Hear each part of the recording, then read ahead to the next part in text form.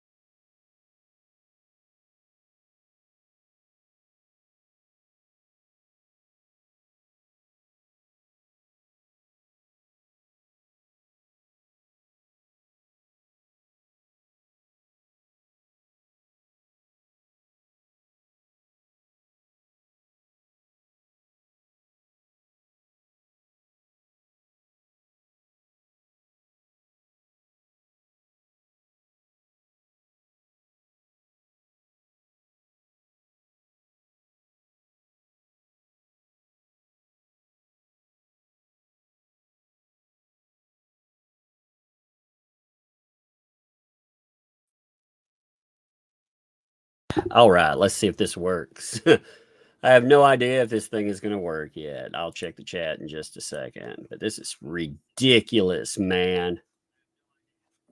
This is really, there we go. I know. I've been finding fucking garbage. Okay, here's something I want to show you before I get kicked off, before I accidentally have another problem here. By the way, if you enjoy content on the channel, consider backing, because apparently some fucking people don't like what we cover here.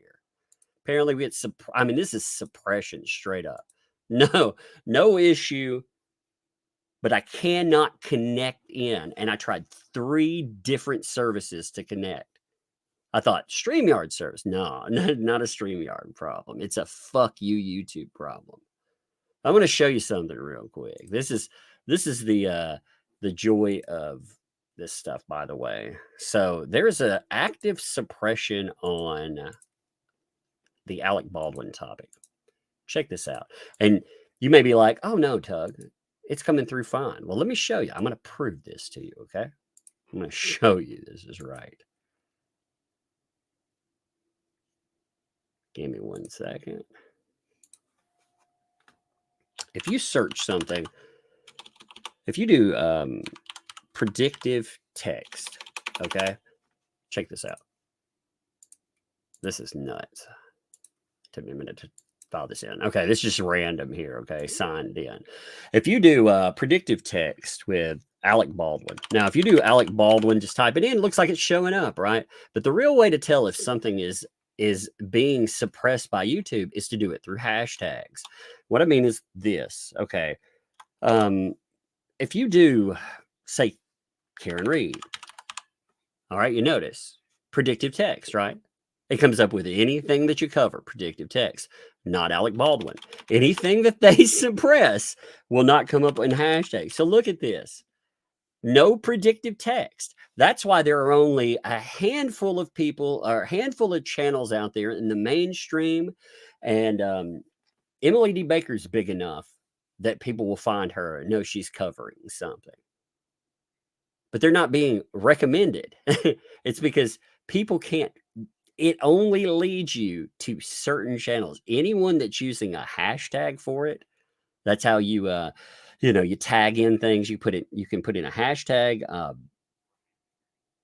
in your description. People can find through that. It's supposed to work in search terms, and it also in your search box at the bottom when you set up stuff.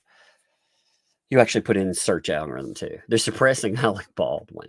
And, it's fascinating, isn't it? Gigantic murder trial. Being suppressed. Only can find it on you can find it on about, if you notice this, you want to see it's really messed up. Even some of the media, places like the Daily Mail. The Daily Mail is getting like 80 people hitting. It's wild. There's like Fox got 3,000 tuned in. And again, this is Alec Baldwin trial. This is big news, But typically it's a subscriber pool. Like if you go to somebody and you see them with, 300 to say 1,500 people, that's usually the same subscriber pool that people have. They're not getting recommended to anyone new. And they're not getting alerts for that. Isn't that nasty? Nasty little piece of work there. That's what YouTube does. This stream, though, has just been totally fucked up. Excuse me, I'm irritated by it. I noticed that after I had put it in, I was like, and we get about nobody gets to find out you're live. So, on your channel with almost 400,000 people, you get like 500 people and again, I appreciate you all, but that's bullshit is what it is, and anybody that's like, Rumble is better. Rumble's not better. Rumble's not better at all. Rumble does its own suppression. I got hit with a false copyright claim on locals, which is part of Rumble. And they just took stuff down. They just wrote me and it was automated and I couldn't appeal it. So I went through all this crap and finally got a hold of a human being about it. And Rumble, they were like, "Oh yeah, that's terrible," and then they never did. It was so bizarre. But anyway, we're here, so let's get this going. Apologies at the beginning, though.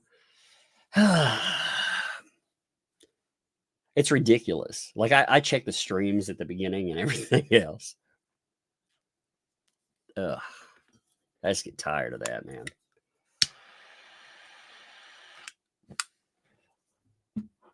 It's so crazy. Also, today had the same thing kind of happen with. So I got approved for after over 2 years on Twitter. Over 2 years, I asked for subscriptions that long, and it's been pending for over 2 years. Today, I got a little thing saying, "Hey, you've been approved." It's like, oh wow, that's cool. Yeah, so when people try to actually subscribe there, they get an error message. The absurdity. Oh, I swear to God. At least I'm in a good mood to laugh about it. So today we are going to talk about a few things. We're going to talk about the fact that as far as Clayton Eckard's accuser is concerned, his accuser, this really disturbed me when we started talking about it last night. And the more I think about it, the more it bothers me. Let me pull this up here. It's going to take me. I had to. What the fuck?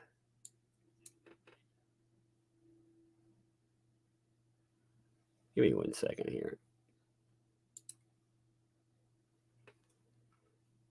What the fuck?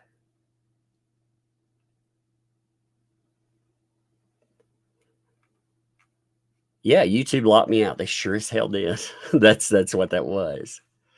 They locked me out for some reason because it links into your Google account, and I just got a thing that said that I was successfully. I went through. I went through recovery to make sure. I do that as a step, and if you don't have if it's just a password issue, it's nothing. But yeah, YouTube locked my Google account for a minute without a strike or anything else. They just locked my Google account. That's why I couldn't get in here.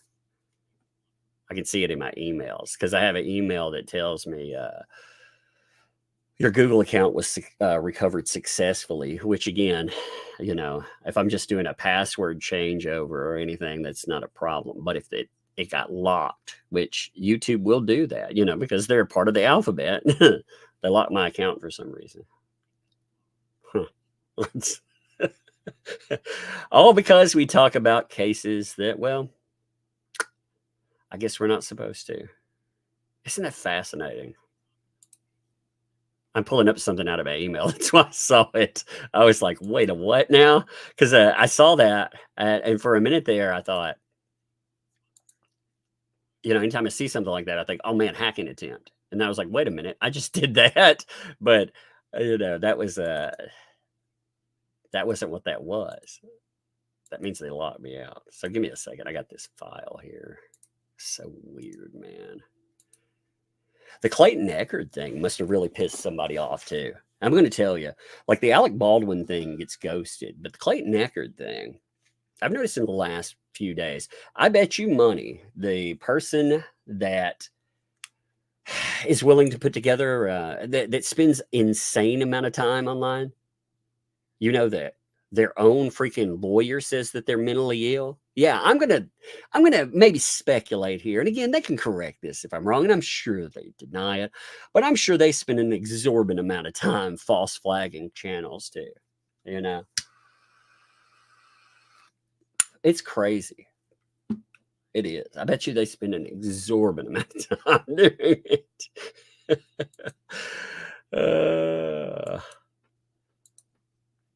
YouTube is like, man, this lady's so crazy. How do we get her to stop? Maybe we'll just lock somebody's account for no reason.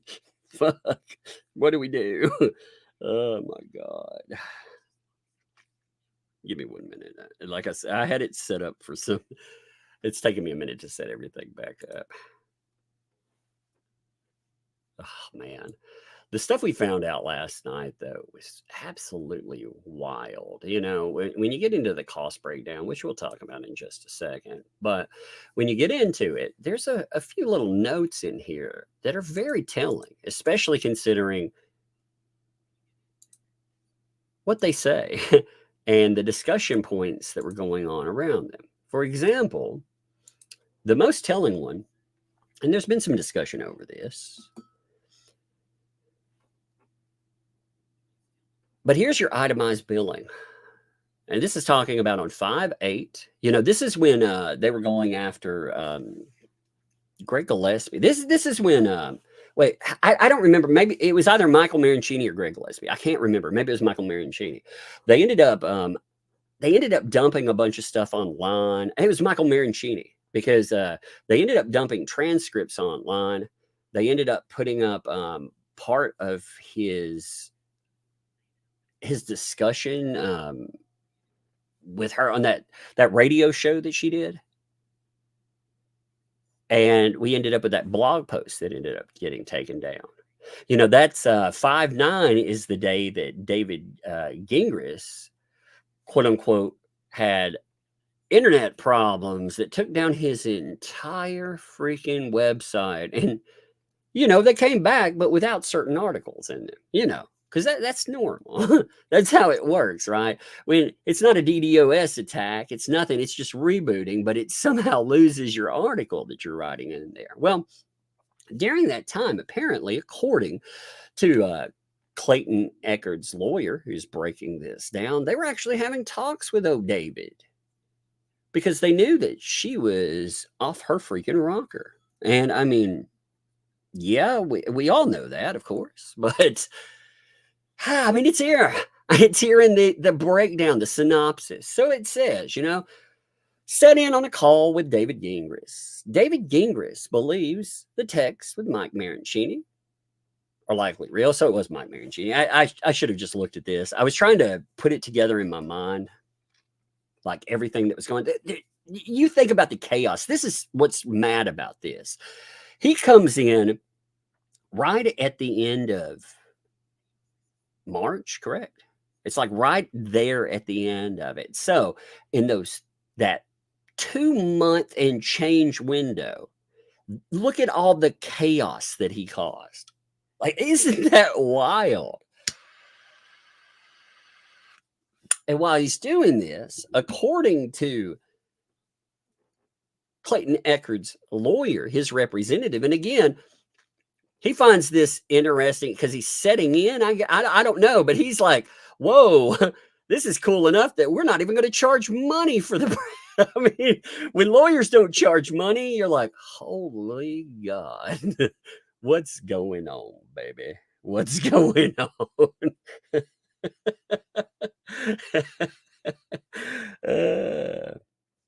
By the way, Mike Maroncini, Greg Gillespie. It sucks, man. I hope you guys get justice, dudes. I really do. Because here, David Gingras is doing all this shit to Mike Maroncini on Twitter. He's doing it through blogs and more. And at the same time, he believes the texts are likely real, according to this. So everything he's saying publicly isn't matching up. I mean, he's actively going after people publicly, trashing them, talking about how monstrous they were and stuff. And yet, behind the scenes, again, according to another lawyer, he doesn't believe what he's doing there. That's wild, right? On top of that, Laura, of course, is considering getting her own expert to review Mike Maroncini's laptop, which they didn't, by the way, which kind of says something too. You know, if you've got disposable, experts are expensive. All right. Experts are very expensive. But I don't get the feeling that Laura ever once questioned the dollar signs. I mean, do you? with all the BS and all the crazy filings, the myriad lawyers, I get the feeling that she never once questioned the dollar signs. Plus, I mean, we're not talking about one time she's been in court. She's threatened many a person, and she's never had any ramification for it too. I mean, that works out for her. Hey, by the way, let me hit some super. I want to keep you all. I want to see what you all think about this. So I'm going to make sure I keep caught up with all of you. So Wendy, thank you for the $1.49 super sticker. Thank you for that. Fallen Hero, thank you for that gifted membership. Wendy A, thank you also for a gifted membership. Bessie, thank you for a gifted membership. Sin, thank you for a gifted membership as well. Laura, thank you for a gifted membership. I appreciate those, by the way. Sincerely, I do. Laura, also, thanks for vibing. I didn't get a notification. I always get them from you. Yep, YouTube is pressing the topic. Yeah, well, I know not to add old Baldwin in it. I hashtagged him in. That just says something. Stick, print, and pay. Thanks for the 2. Call Megan. She's good with tech. Yeah. She'll be like, I'll get it right on that. I'm going to call Brad. I love it. That's funny. Bessie, thanks for the 5. The thin blue line is non-existent. Since why YouTube is trying to suppress the narrative about Karen Reed. Total BS. Double jeopardy applies here. Yes, indeed. We will talk about that tonight. Rena, thanks for the 10. For the candy cheese stick fun for the little ones, thank you. Appreciate that. They'll appreciate that. And Emma, thanks for the 5 there. So he's always known that she's nuts. So he's basically just been using her money. Take out his frustrations on you and Dave and Megan. To be fair, they get the worst of it. Like, for some reason, I don't know if they don't want to tangle with, maybe behind the scenes, I'm sure they do stuff. And you can tell, like again, tramp stamp lawyer, that was me. I don't want to blame that on anyone else. I don't want to be like, look at me, but I don't want to blame that on anyone else. That was me. That was 100% me. Yeah. So when he was blogging about it the very next day, you knew that we didn't use his name. And here's how you know something. And I did this on purpose.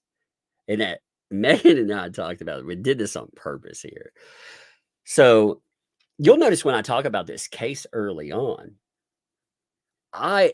if I used hashtag tramp stamp lawyer, I didn't use Laura Owens' name, but I also didn't use Clayton Eckard's name because I was curious how much we were being paid attention to. Because, the guy who said that totally we're just trash, nobody should ever listen to us or anything. We knew he was paying attention, but I wanted to see. I wanted to see like how that came up, So we put up hashtag tramp stamp lawyer talking about free speech and all of that. Yeah, he was blogging about it the next day. Wasn't that fascinating? That means either A, watching the live stream, B, watching the Twitters, or C, watching all the above.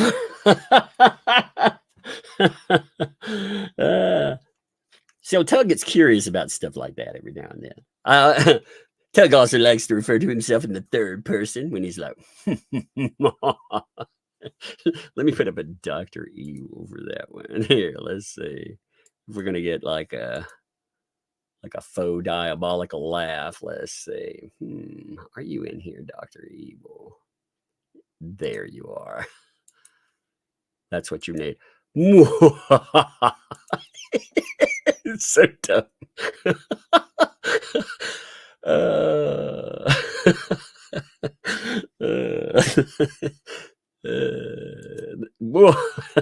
Sorry, I can't help myself some days. Hey, Gwen, also thanks for the 18 months. Hey there, and fun times, indeed. And Winks, thanks for that 20 there. The fact that Dingus expressed she has mental health issues and yet still continued to behave the way he did and allowed her to go on with her Medium posts and such is baffling. Thanks for continuing to cover this, Doug. Hey, it's not, see, okay. I have a different opinion than some people don't. Like Tilted Lawyer said, and again, I like Tilted Lawyer. This is not negative in any way, shape, or form. This is just a difference of how we look at this stuff. I look not at I like to see, if I can, the buildup of case, the case itself, and the aftermath. You know, especially, like, you don't get to see many false accusers actually get their due diligence or get their due justice. Or I said due diligence for, I was like, wait a minute, the fuck did I just say? Yeah, due diligence. Well, anyway, you don't see them very often get their just desserts, and you don't get to see them in real time incriminate themselves repeatedly. See, when Gingras was away, I wonder this. You know, there was discussions about how Laura took on the mannerisms of Gingras, like, you know, that was him posting. I actually think it's more along the lines of she's taken on all the wording and everything else because she thinks that guy will get her out of trouble. So she's taken on all of his legal talking points, many mannerisms there, you know, because she thinks her lawyer actually is doing a good job for her. But she also, in her meltdown there, Gingras wasn't around. Now, I don't know how much control he actually has over his client. I don't know if he wants control over his client, you know, because if he tries to control her, maybe the cash machine, you know, the ATM cuts off. You know, it's like, ATM, no, don't cut off the money. No ATM, no. I mean, maybe that's the case. I don't know. But I don't really feel like he wants a lot of control. In those moments, though, you notice all those blog posts disappear. You can archive them, but people have to know they exist. And one of the ways you do that is you keep you catalog those. You know, you go through them, you discuss them, because over a long enough timeline, you're going to forget about the archives. You're going to misplace documents. There's so much crazy that goes on. I mean, she did how many Medium posts did she do in that 1 week? You know, it was like, holy crap. I mean, sometimes we have multiple ones a day. And if you go back now and you look at it, they're not there anymore. Now, I get why some people, they nope out too. I get it. But for me, it's all a complete picture. It shows you. I'm not a lawyer. So when I look at this, in my mind, it computes like a puzzle. You know, but it's a puzzle with consequences. It's like dealing with the movie Saw with a lot of vocal fry, you know. So you totally want to play a game. Shit.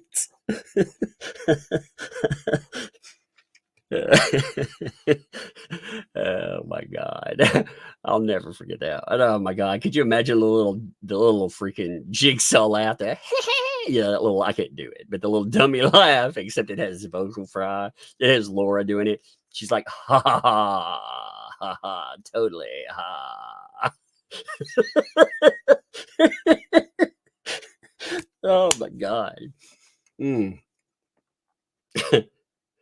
Oh, you totally stepped into a reverse bear trap. You're like inside of your orbital lobe, there's an ultrasound that's totally real of my twin. You'd be like, it doesn't exist. No, I've been set up. There's no way out.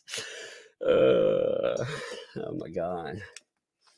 That would be the greatest commercial. I would watch that show. I would very much watch that show.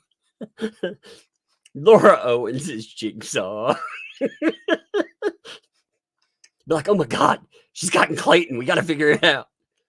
You know? Oh no, we found out The key to the trap. It's in the tonsil pouch. I knew it. I knew it would come in handy. I knew studying all of that fake medical jargon would actually come in handy. Lord. I got off in the weeds there. Couldn't help myself. Give me a second. I gotta compose myself. Speaking of Laura, fake Laura Owens, totally. Thanks for the 5 underlying mental health issues. Ain't nothing underlying about my issues. Indeed, that is very true. Thank you. Rariah, thanks for the 2. Saw, but hurt. That could be the trap. Yes, you'd be like, oh no, it's the but hurt trap. and Joe Moses thinks to do. What the hell is a reverse bear trap? If you've never seen the Saw movies, the thing, if you've ever seen the previews, you know there's a lady that has this thing on her head that will slam shut. You know, if she doesn't get a key and open it up, the trap is they refer to it as the reverse bear trap. So that's what that is.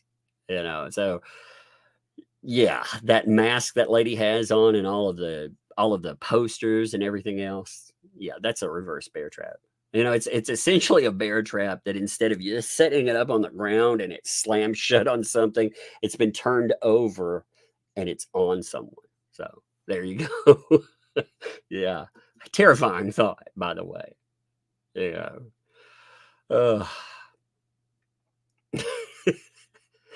Okay, all right, here we go. Let me get back to what I was doing. Now, on top of it took me 20 minutes. I had to get in a better mood because you know I'm sure you could hear when I first started the live stream. I was a little miffed about suppression. I was a little miffed about the fact that it took me freaking 10 minutes to get into the live stream itself. You didn't get an intro either because you know I actually got into the program that connects to YouTube. But YouTube would not let it connect because, again, they locked my account out. I knew there was a problem, though, because on the control panel, it has a live target. Like it tells you how many people are watching, and it never came up. I was like, So usually I'll pull up the chat on my phone, but I don't play anything on it, you know. I've started playing it though, where over the last couple of weeks, suppression has they've hit me a couple of times. Now I haven't gotten hit with a strike or anything, but I've had problems with suppression. So, you know, just in the middle of live stream, it'll cut off. So I have to make sure that I'm still broadcasting. But anyway, on top of the laptop, David Gingras is trying to get Laura to agree to a settlement. So, a month before the trial, according again to Clayton Eckard's lawyer, I'm sure David Gingras will dispute this. Sorry, David, I was calling you a liar. I just picked up the wrong word, you know? It happens sometimes. You heard me do that before, you know? But, you know, by the way, when I was reading this, I thought, you know, he was threatening to sue everybody and their mama and talking about driving Dave Neal into bankruptcy, taking everything from him. Meanwhile, the entire time that he's doing that, he's thinking about a settlement offer that he's trying to talk Laura into. Good luck trying to sue now, buddy. I mean, you got the admissions. Well, he's told you that she lied, but this right here, it also another thing that really came to me last night about it that we didn't discuss during the live stream. Just on this portion alone, if he's trying to convince her to take a settlement, to agree to a settlement because, and again, for fault of her own, well, what does that say about all of the bluster, all of the stuff, not, like I said, not just that he posted, but all of those threats. And I'm talking about posting blogs out there saying, I'm going to be able to sue you into bankruptcy. I mean, there were discussions behind the scenes that apparently they didn't link up with that. Isn't that amazing? By the way, I appreciate 700 of you found this live stream, despite the fact that we had problems at the beginning. Thank you. Despite the fact that it has taken me like 40 minutes to read a paragraph in shorthand. But that's okay. It has been pretty funny.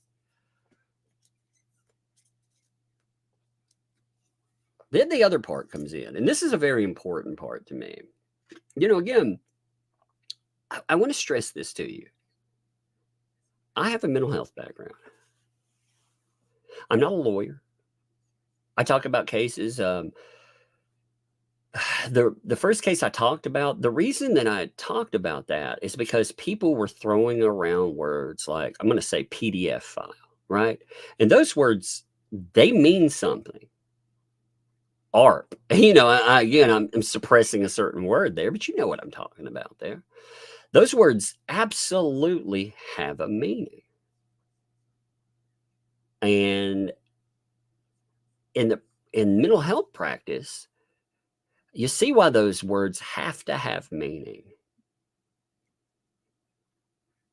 Because you try to help people put together their lives. Sometimes at one time I tried working with offenders. I couldn't do it.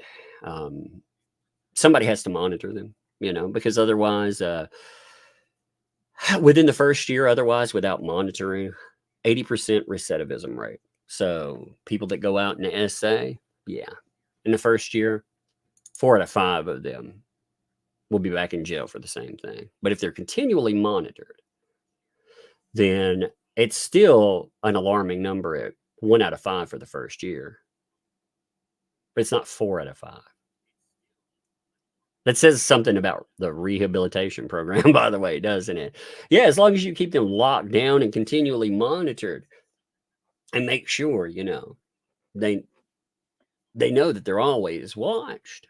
But I try that. You can do that. So you know why? Because you're working with the people. You're trying to put their lives back together. Now, the reason I say that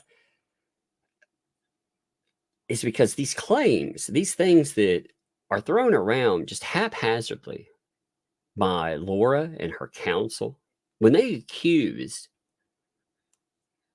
Clayton Echard of ARP.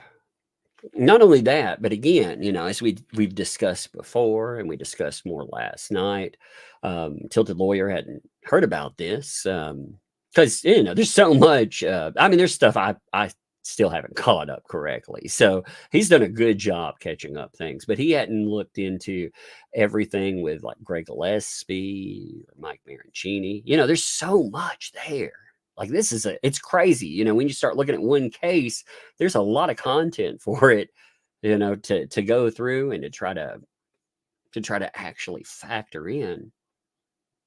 But there's a lot more as well. So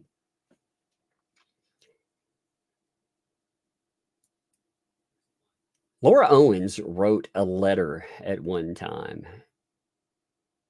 to a judge in a case saying that counsel in this case here now, because the counsel has been involved in a couple of cases,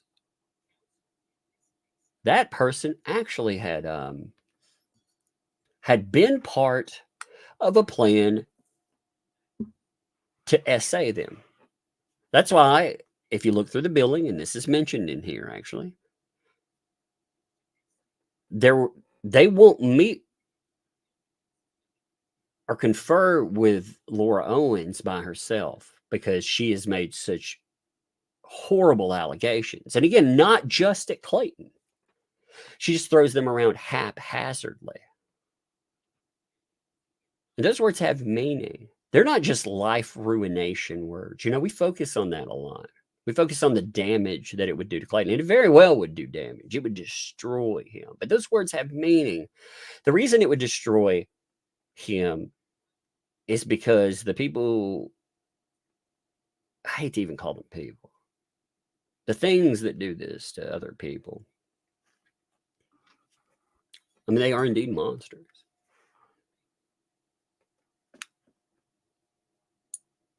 But then you have the note here, possibly an underlying mental health condition. Now, Laura was actually given, she was given an out with that.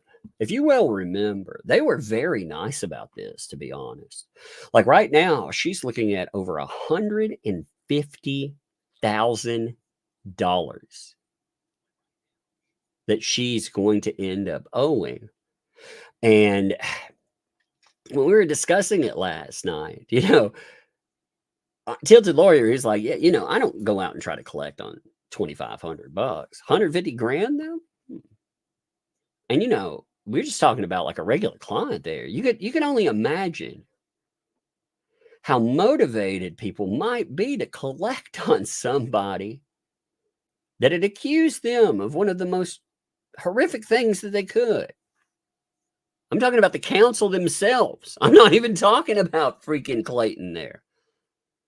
Like that would really motivate your law firm to go out and collect that money. And, you know, as far as money is concerned, she made it very clear. One of the things that a lot of people seem to have forgotten, she didn't just talk about money that she had, you know, because what they'll try to pull as far as money is concerned, they'll try to say money isn't hers. Therefore, you know, you can't collect on, you can't squeeze blood from a stone, right? You can't take money from somebody that doesn't have money. A lot of people try to pull that, but she bragged not only about the $200,000 in the businesses with her mother, but on top of that, she talked about real estate. See, they made a big deal. This is an epic screw up on their part because they didn't think far enough ahead, you know, because everything that Laura's done and the desperation that her lawyers have to cling to, that's made them think in the moment. They keep constantly changing their story in the now. And they also needed a way, while they were doing that, to go after Clayton Echard. They wanted to attack his credibility. How did they do that? Well, they went after him as far as a realtor. They talked about him not putting in offers, you know. Oh, he said that, remember she meets up with him LinkedIn wise. They end up having their sort of one night stand. He's like, no, I can't do that. And then he doesn't want to follow through. Now he says that's because he's sure that she's not interested in buying real estate. Now, she counters this by talking about not only the real estate that she did end up purchasing, but she discusses its value too. Over $1 million in real estate that she ended up picking up. Huh. There you have assets right there. They admitted to because they utilized it as part of their case. Oopsie. If Laura's going in, even if she's got a co-signer on it or whatever, there's asset. Oh, hey, I mean, maybe Clayton will get him a home upgrade. If I don't know where he lives, I mean, but heck, if nothing else, maybe he can get him, maybe he could sue for him a house too. Because you have in this, again, you've got the $150,000 paid back. But if you look at everything, this has opened up quite the floodgate for Laura Owens. This has opened her up to civil liability. Don't you find it fascinating, by the way, that she bragged and bragged and bragged about how she was going to break, again, Dave Neal was the go-to. Like they were going to destroy everyone else, but Dave Neal was the go-to to take everything away from. Dave Neal, in my opinion, has a case. She did damage to him. He could go in, get him a little of that pain and suffering money. And I mean, honestly, I can joke about it all I want, but reality is you could tell that he was afraid. And who wouldn't be, by the way? Who wouldn't be? Somebody is going after you while your wife is pregnant, talking about putting you on the street, bragging about how they're going to destroy your life. Civil liability, baby. And I'm sure there's a lawyer out there that might really be motivated, to go in and represent some of those cases. I mean, I know one lawyer that has 24 years of experience that is very familiar with this case. He might be interested. I mean, maybe. Who knows? If nothing else, he would be a great source to turn to. He could go in, get him some more of that lawyer money if he wants a new house. Maybe everybody can get new houses. Maybe everybody who wants horses. I mean, you want a horse? I mean, hey, they talked about taking his property away and feeding Laura Owens horses. Yeah, maybe they'd be feeding Laura Owens horses, all right, because they're not hers anymore. Maybe Dave could ride them around. He'd be like, "Oh, look, little one, I got you a horse." It's only been fallen off of once. You could rename them and everything. Ugh. Also opened herself up, fascinatingly enough,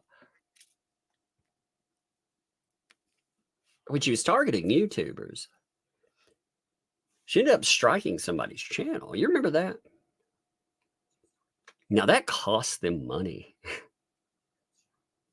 That's attacking a business. See, people like to think of attacking a YouTuber as attacking just whoever, like me, whoever's behind the mask, right? But no, this is a business. You shut me down for a time, I have the ability to sue you for it. And for Laura, she definitely did strike somebody. They definitely went in and they attacked them, tied to a case that they ended up losing. She's a documented false accuser. It would be a pretty simple case there. Mike Mancini. See, who exactly is going to be coughing up money to fight back? I mean, considering, she's already out 6 figures plus, $150,000 here. The only thing that says now, the thing that's worrisome here, we've talked about this in a couple of ways. We talked about the underlying mental health issues. Okay, with the underlying mental health issue, again, they offered her an out with that. They didn't accept. Now, if a lawyer knows that his client has diminished capacity and he's out there, utilizing her for a pay bump, that's a big no-no. You're supposed to do what's best for your client. If your client, again, has some kind of mental health issue, you're aware of that. You're aware that they are lying. You're trying to settle up, and you keep going forward with that despite the fact that you have those concerns. Cause issues, huh?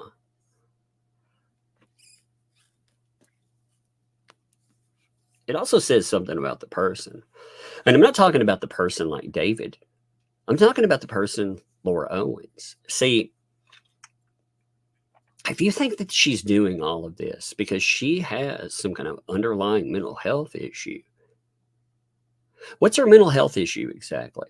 I mean, what do they think? Because this person, I mean, if you look at the behavior, again, I'm not remote diagnosing, not allowed to do that. But if you look at the behavior itself, it's fixating to a dangerous degree, because you don't know what a person like that is actually capable of. You don't know.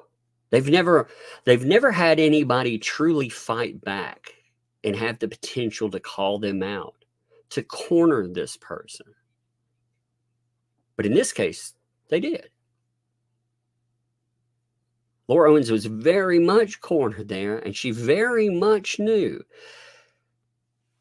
Like Planned Parenthood, for example, there's no way these folks thought, oh yeah, that continual story. First of all, there's no way that Gingras didn't know that was a lie.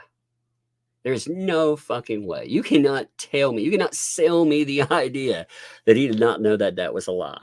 But on top of that, again, even with diminished capacity, she has the ability to understand right from wrong. She has the ability to change up her story again and again. She's not sticking to a story that has some underlying condition, like say schizophrenia. I'm just throwing something random out there, but where your reality would be blurred to a certain degree. She doesn't have something like that where she's sticking to one story. She's constantly changing it so she can dodge consequences, which shows that she understands right from wrong.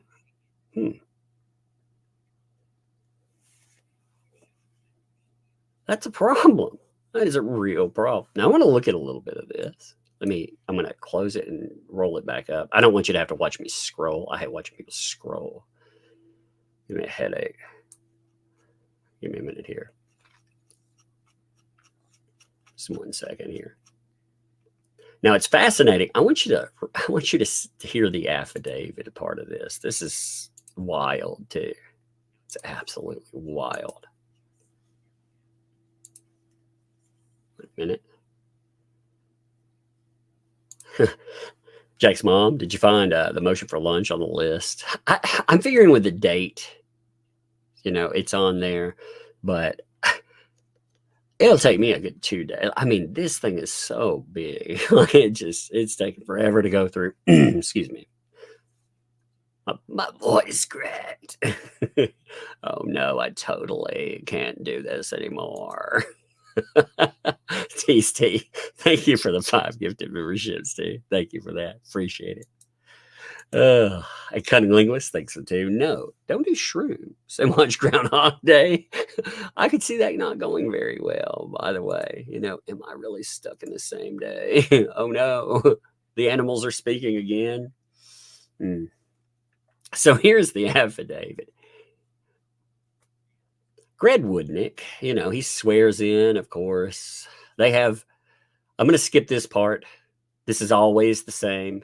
I'm over 18 years of age, so of course I can make this statement. And on top of that, yes, I'm competent. I can actually testify with regard to it. So, it's always the same there. That in light of the highly contentious nature of the litigation, amplified by petitioner alleging that one of the attorneys at the firm was complicit in SA. Again, this is noted right from go. The office instituted a policy requiring the presence of a second professional during any interaction with Miss Owens or her numerous attorneys.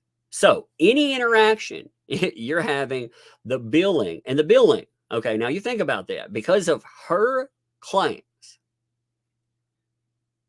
she gets Greg Woodnick by himself. Greg Woodnick's rate per hour, $650 an hour. That's just by himself. Now that typically that's painful. That is a painful number. I'm not throwing shade or anything. I'm just like, ouch, like I've said before, justice, it's available for those that can afford it. And that doesn't mean that you're guilty of something, but to fight, you have to understand, Laura's always been in the driver's seat. She's always been able to afford rates that go from $200 to over $600. She's been the one that has brought this against other people. Typically, another person can't fight back because look at the amount of money. Like this is what people really don't get. In order to go in and to fight anything, and I mean, this is a contentious paternity suit scandal, right? On one side of that, you had $153,000. Now, again, she added in quite a bit of billing because in addition to his $650, you have Deandra. She bills out at $425 an hour. So if these two are on the phone per hour, or they're handling something, or they're writing up something, whatever, if they're having to deal with Laura Owens, David Gingras, or any of the other folks there, you're talking about per hour at almost $1,100 an hour. If it's these two. Now, there are other people that may come in lower, because again, paralegals, you get a certain billing for paralegals. You get a certain billing, for Isabel. You can see she comes in at $300, but still, I mean, she added on quite a bit of money because if you're talking about the people that are typically on the phone, you're dealing with Greg Woodnick. And either, again, you'll see DA, you'll see MR, or you'll see IR. If they're writing, if they're having to deal with them through emails or whatever,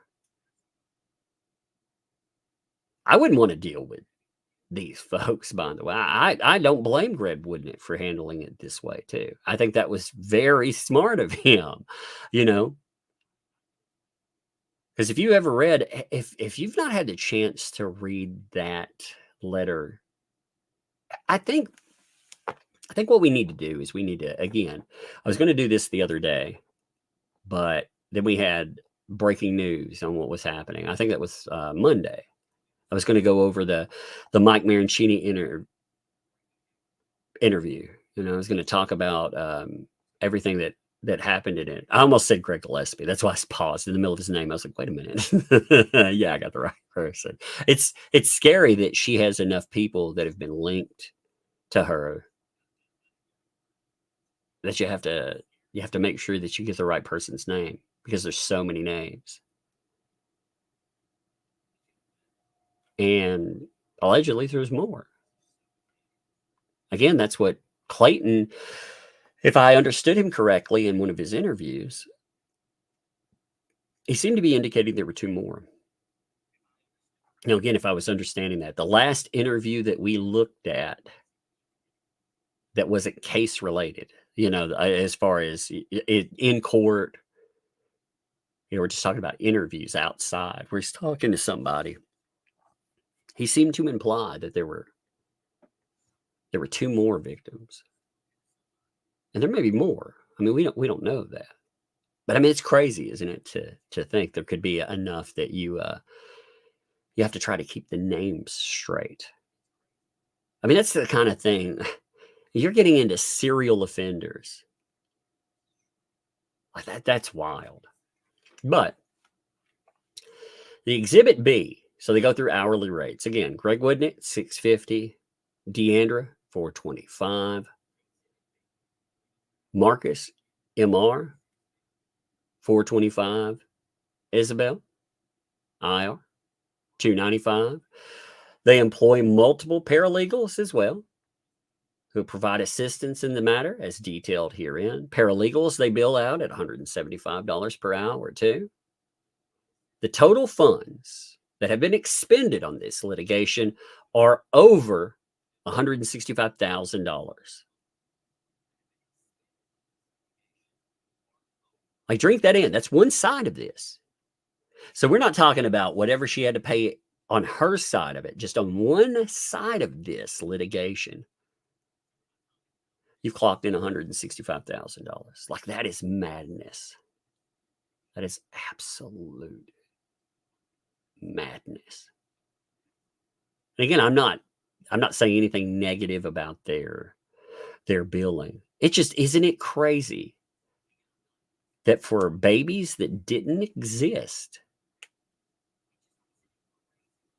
Clayton Echard, you got to remember too, like, think about this. Clayton Echard rolled the dice on whether or not he would win. He racked up all of this money. And if he didn't win, there was the potential for him to have to pay whatever with her. You never know what a judge is going to do. You never know what kind of absurdity is going to happen. He could have been on the hook for something like this, if not more. So, I mean, he wasn't just gambling with his reputation, which, again, I'm glad he did that. But when people, when they look at offers and other things, this is what you have to factor into it as well.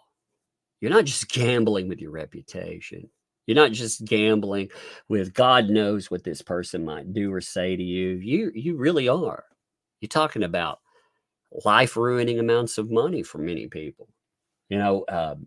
For him, it mentions the GoFundMe too. And people mention the GoFundMe. This is why when the GoFundMe came up, I got a little bit of flack from people when I said $12,000 wasn't anything. It was nice of people to do. I'm not saying that, but in the scope of this, that meant very little. And a lot of people, you never see the billing portion of it. You never you may see like a giant celebrity trial, like we saw the numbers for Depp v. Heard, but that went on for years. It also racked up millions. But a lot of people never see the billing numbers. They think, it pops up in $10,000, $20,000, which is a lot of money. That is a lot of money, but it's nothing near this. So anyway, however, it continues, fees that were related to the litigation, respondent's injunction against harassment have been excluded, as the court expressly denied attorney's fees and costs related to that matter. And they had to. Remember as well, the court did not have the authority to do anything about that. So it wasn't, it'll be spun later on. You mark my words. It will be spun later on that this is somehow not a complete victory. As you go further down the road, they will try to play he won some, he lost some. No, he won everything that he was allowed to win. He would have won more if they were allowed to make some type of decision on it. And in fact, while the appeal process is going on, who knows? Maybe the appeals, maybe when they go in and they actually look at this, if you go out on appeal, they may actually decide that amount of money there, it can be added to. They could do something about that. Maybe there is something in there that would allow that. Who knows? On top of it, too, this is money without appeals. So when you get into appeals money, you're talking about more, a lot more. And, you know, Gingras is talking about, he said, we're going to fight it all the way to the top, baby. You realize what kind of money you're talking about there? At the end of the day there, too.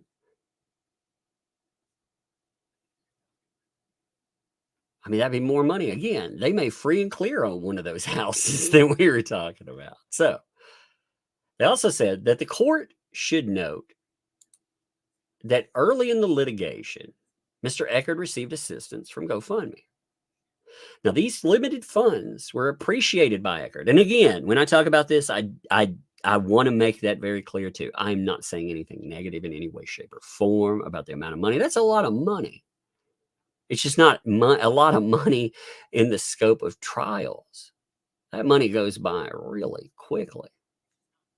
But the limited funds were appreciated by Eckard, but only covered some of the expenses and costs related to Mr. Eckard's injunction action, which had been expressly excluded from this accounting. The GoFundMe proceeds did not contribute to Mr. Eckard's legal fees paid, incurred, or actually due and owing in this matter. I mean, again, they end up burning out that amount of money just dealing with the actions that aren't added into this. So, and he may have burned, you know, who knows? I mean, he has costs that are associated. He's allowed to get his costs in too. All of that, though, I didn't even touch the legal bill. The fees and costs incurred in this matter through Woodnick Law, PLLC, are more specifically set up on this invoice. Again, they invoice everything. I don't want to cover like every single line with that, but they note the total line expended consistent with the court's minute entry is 356.6 hours. The total amount of attorney fees and costs associated with this are $153,592.76. Preparation of the China doll was an additional hour at $650. So they added on, you know, again, to do this costs $650, this document alone. That this application includes not only statutory taxable costs, but also other reasonable and necessary expenses, all in accordance with the provision too. So again, they show you how it breaks down. Attorney fees, $148,816. China doll, $650. Court costs and expenses, around $5,000. It's insane, isn't it? That's absolutely freaking insane. Now, when they break this down too, actually, give me 1 second. I want to roll down to something. I'm going to roll down through a few of these. You know, first of all, I want to give you an idea. Give me 1 minute. This is taking me a hot second. There is a lot of, like I'm 39 pages into it right now. Scrolling, you know, I'm jumping through it, but just to give you an idea. You know, also, like here's an idea. Handling Neumeister, for example, you know, the expert there. Here are costs associated with, you know, this Neumeister. Again, emailing Neumeister, $130. You know, so you don't just look at all the money that's associated with an expert witness. You got all the billing and everything else that attaches to it too, which is crazy, which is just lunacy.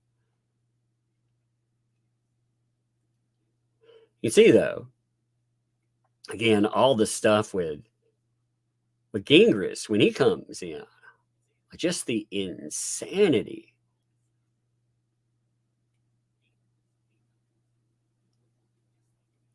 Let's see, one little area. Here's 430. You know, you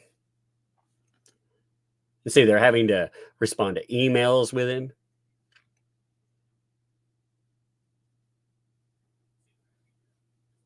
here it is. They're having to respond to emails.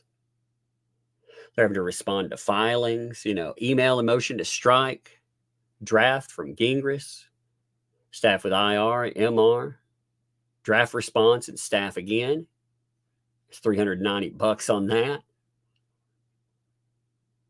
Review minute entry denying motion for lunch. You were asking about this, by the way. I remembered I saw it somewhere around 5-1. So as far as the motion for lunch, there you are. So review minute entry denying motion for lunch. Forward to client with note regarding the same. Other 2 filings by Laura. So they're not just dealing with one thing. They're like, oh, we got to review this. We forward stuff to the client, whatever. That $60 alone right there. Just for, reviewing and doing that. And then they start, getting ready for it though. Again, like you can see all of the documentation. Email from Gingras regarding Harvey Weinstein. Note to client regarding same. When he was adding all that crazy crap about Harvey Weinstein that he was adding in. Yeah, $130. So his crazy bullshit antics, they cost a lot of money. Her antics too. Like when you're like, review of records from Planned Parenthood. Confirming July appointment. Staff with GW. Final touches to letter to opposing counsel. Finalizations of amended motion, $206. And you can just see the money piling up.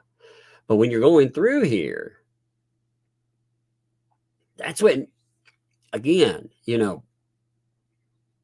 he's doing all these things that are racking up an insane amount of money.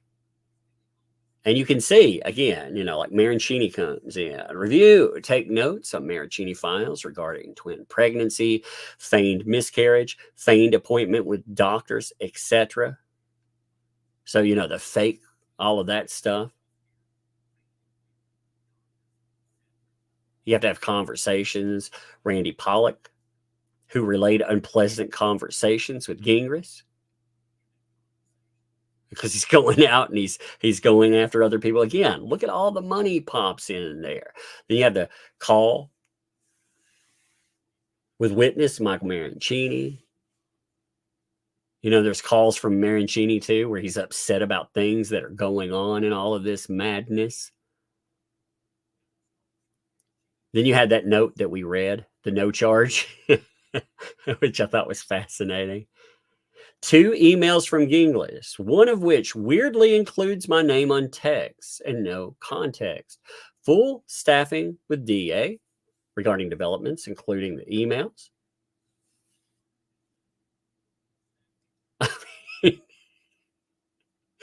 Oh my God. Like this is all madness here. It's absolute freaking madness. But when you go through it, there are just pages and pages of stuff. And so much of it deals with things like email from Gingras, where he attempts to bully Corey Keith into not filing a notice of candor.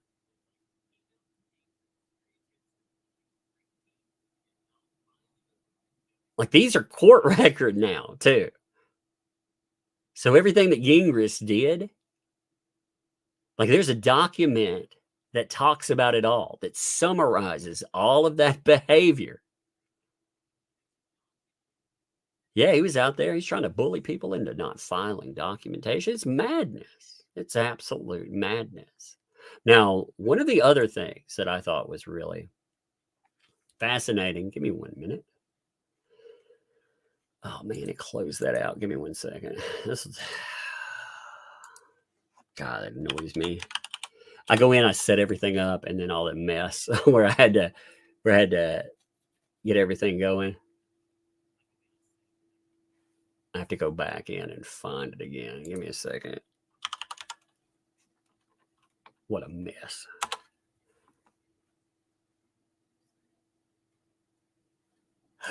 I'm looking for the I'm pulling up the other filing here.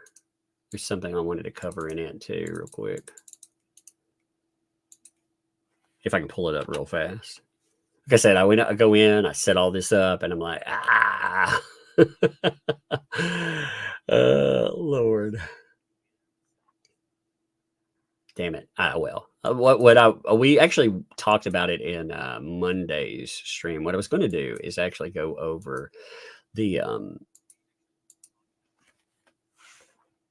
email that Gingras had sent to the judge, because it was wild to look at. I mean, when you look at the thing, what you see in there is proof that this guy, I mean, he's done things here. Here it is. I think this is it. Yeah, I found it. Give me a second. I got it. I knew I saved it. I was looking for it in mail, but I knew I saved it too. It's Exhibit B. In that, though, when you look at the way that he's handled this case, it's nuts. Like, I feel like sometimes he is a direct reflection of his client. When people talk about how she's taking on certain stylings, well, I feel like the stylings that he has are already quite out there. So check this out here. This is the email that was sent to the judge, with the accusation about daddy. And I'm sure you've already seen the he daddy. Well, I'll pull that up too in a minute. And it's actually like on page 12 or 13. So I'll pull that up. But dear Judge Matta's division, I'm writing to raise a potentially urgent issue that just came to my attention. In short, Miss Owens informs me that various individuals have recently posted claims on social media, which, if true, may warrant a change of judge for the cause pursuant Family Law Rule 6.1. Before pursuing this remedy, before pursuing this further, I don't know why I said it that way. I saw 3 words, and I blurred them together. It needs to be bigger. Before pursuing this further, I wanted to bring this to the court's attention to request a response from Judge Matta directly to verify whether the issues are true. In short, I think these people are shorting my brain out. So I'm low. Miss Owens has informed me of the following. Judge Matta's father was personally present at trial.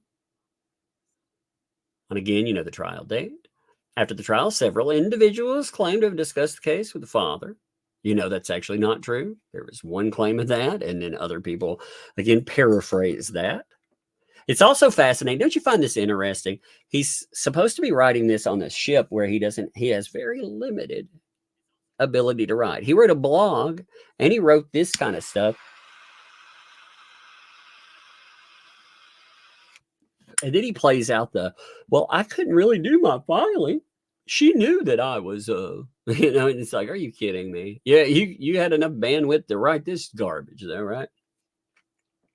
And according to the individuals, Matta's father claimed the judge shared information with him about the case, made comments indicating Judge Matta intended to make adverse rulings against Ms. Owen before trial. Obviously, if these allegations are true, they raise extremely serious concerns. However, I'm fully aware that similar claims have recently been posted on social media and other unrelated cases.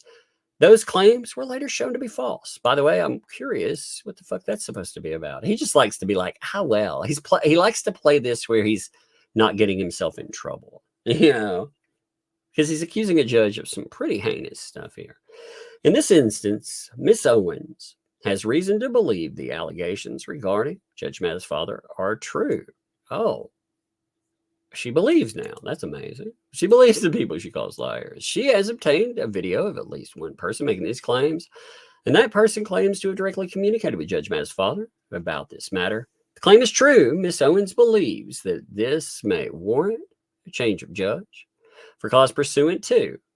Before proceeding, I'm respectfully asking Judge Matta to respond directly and explain whether these allegations are true. Then he goes into, I'm away, whatever. Again, I fully understand the unusual nature of the message as noted above. I understand the allegations may be entirely false. However, so he's demanding an answer from a judge. He's making absolute demand here while also saying, hey, this could be totally garbage. And the judge does respond to this. The judge's office does indeed respond. And they make it very brief. They tell him, here it is. They tell him, hey, good morning. To the extent either party wishes to bring a matter to the court's attention, court respectfully asks you to file the appropriate motion. Hey, you're not doing this right. That's trash. I mean, this game that he played, all of it has been very well documented. And remember, he called himself the Conor McGregor of litigation.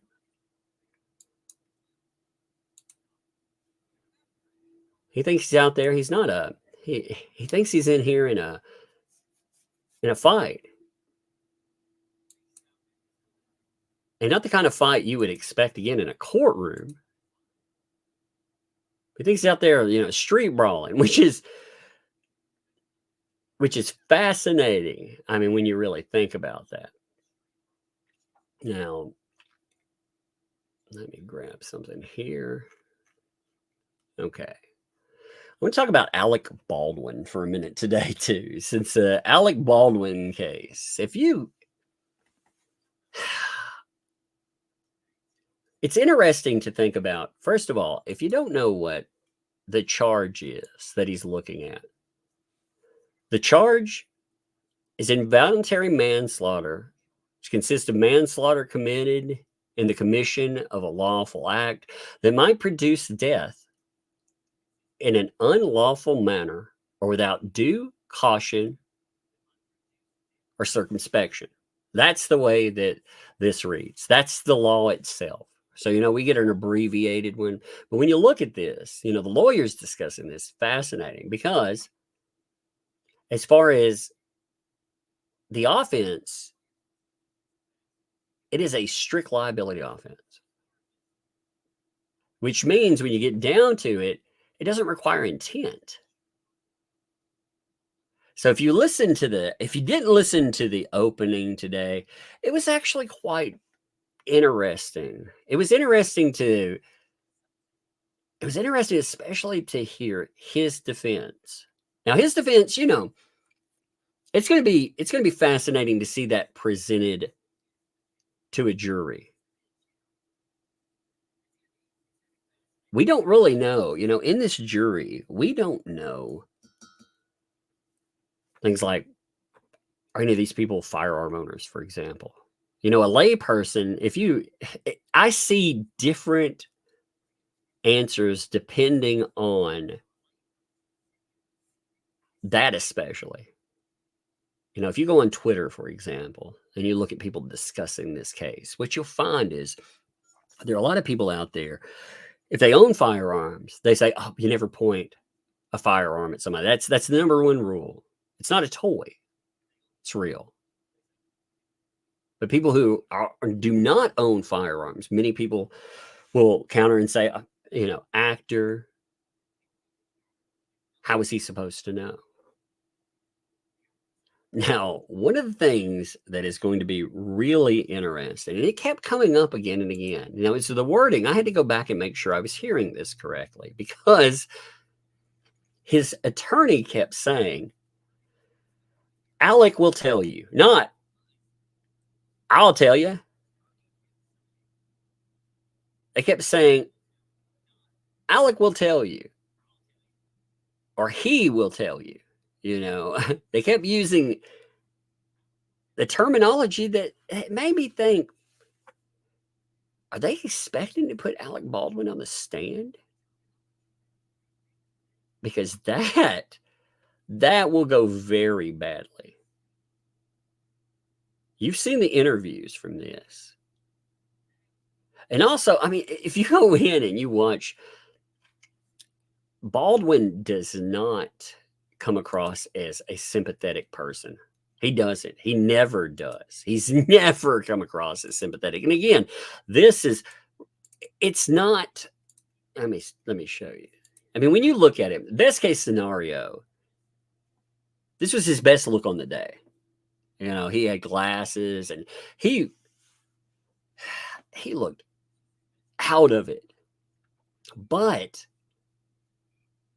he ended up taking his glasses off. And when he took his glasses off, he didn't look with it. He also, you know, again, understandably, you're going to have certain emotions if you're accused of something, no matter what, you know. But a jury, you know, again, you want to be sympathetic to that. And he just does not come across as sympathetic. They'll probably use that against him, very much so, too. I was imagining, you know, him getting up on the witness stand and actually talking about what happened. Oh, man. You know, I was going back today, too. I was curious. I kept thinking, when I was watching this, I kept thinking back to him threatening people on Twitter. I was noted this today. You know, it reminded me, like, after all of this came up, this was him, by the way.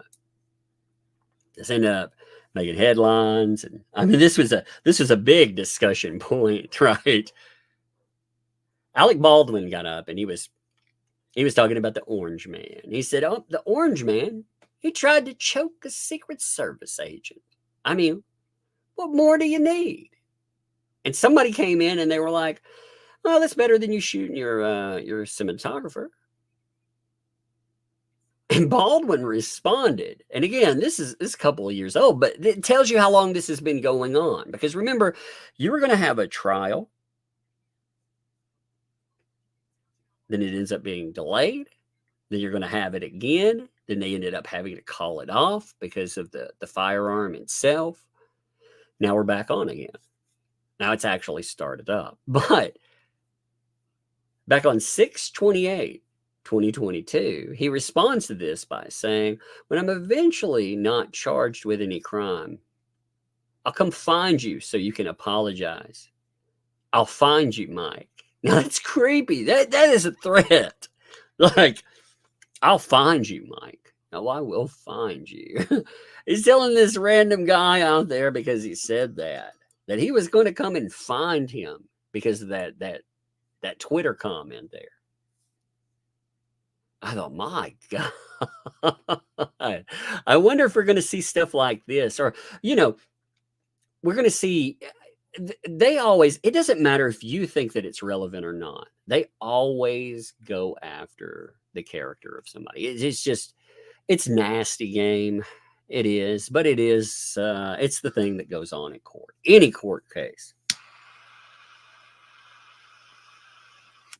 We're going to see Alec Baldwin probably going after paparazzi. You know, a few people mentioned that. Hey, didn't he try to choke out a few reporters? And I was like, are you trying to make me like the guy? I mean, really?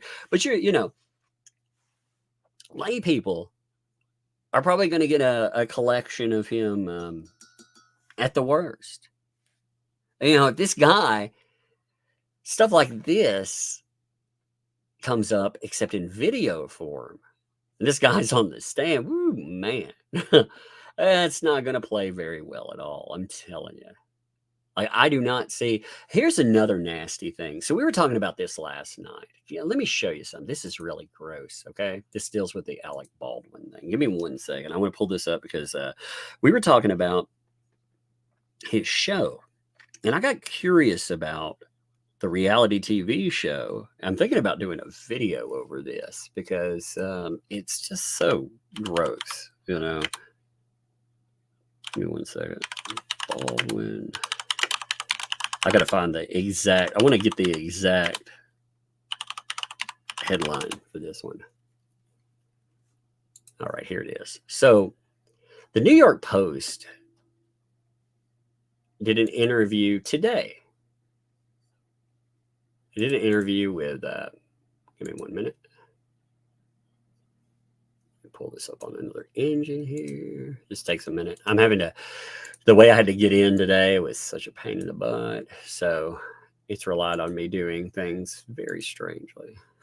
Yeah, so you have to give me just a second. But, you know, he has a reality TV show right now. Now, the reason that we were talking about why exactly he would have the reality TV show go forward. I mean, that seems like a bad thing, right? Well, according to the showrunners, if you read through the interviews here, you can tell exactly why they're having this. Because they're hoping they can capitalize, of course, off of all the trial publicity, but also when asked about preparing for the possibility he goes to jail for manslaughter, they're like, yeah, they've prepared for that. Just go away. They're ready to roll with it. Damn this thing. Look at this making fun of me. It's like, ha, ha, ha, I got you, son. So essentially what they're telling me is that they're hoping that they're going to catch him being sentenced for something. They're hoping to be able to use, again, not just the publicity where people look at him under a microscope. Damn it, look at this piece of garbage. Ooh, look at that. That looks horrible. Oh. Sorry. I hate them like playing something in the background. This is with pop-up filters and everything else on.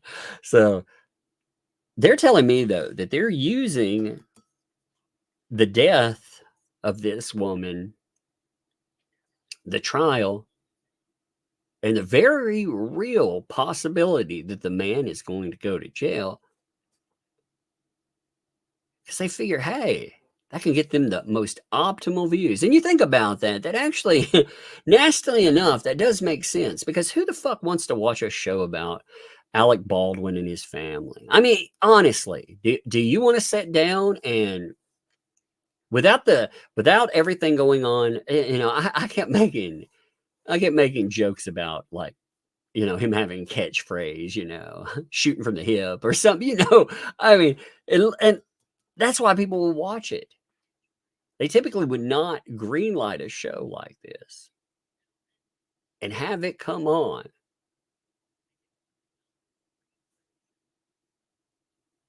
unless they have some kind of driving force behind it. They're all but admitting that, though. I mean, they're straight up, they're just flagrantly admitting, oh, yeah. If he goes to jail, we're going to roll with it. Of course they are. They get to go in, they get to do follow-ups on it. Actually, that would probably be the best thing for them, as far as a show like that. An acquittal, people just go about their daily business. But they go in, they find him guilty, and they put him behind bars. People will actually go back and pay attention to it, because they'll look at it for every minute detail they can find. Everything that might say something about what he was thinking at the moment. Or, hey, this thing I saw on the stand, let me compare this here, because we actually know what he was doing. And that's their plan. Again, they're using the death of this person. The tragedy, it's already, regardless of how this plays out, it's a horrific tragedy. And we know the armorer that was involved, man, they were culpable to an insane degree. Like, we saw the pictures, how they were sorting ammunition. They would have their dummy rounds, they would have their live rounds, and they would, a best case, they would sort them right beside each other, but they were finding them mixed together. This person was definitely going to get someone hurt or killed. It was just a matter of time.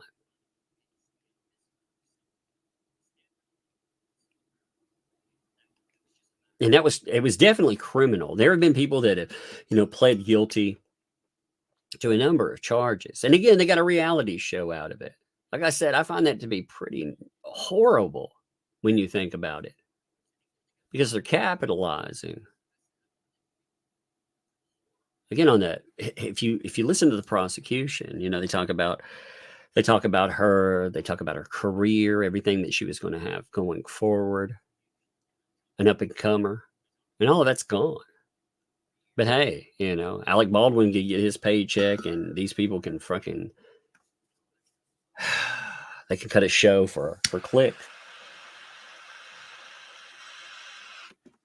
So it's so gross. And on top of that, what this means too is they're not just exploiting that, but they're exploiting his kids for that. Now, I'm sure Alec's probably hurting for money right now. You're looking at years of lawyer involvement. You saw the cost just on that paternity thing. You can imagine the costs of Alec Baldwin's lawyers. You're going to be in the millions for sure. No way it's cheaper than that. I mean, you're talking about, all of this stuff setting up for years. You had a false start.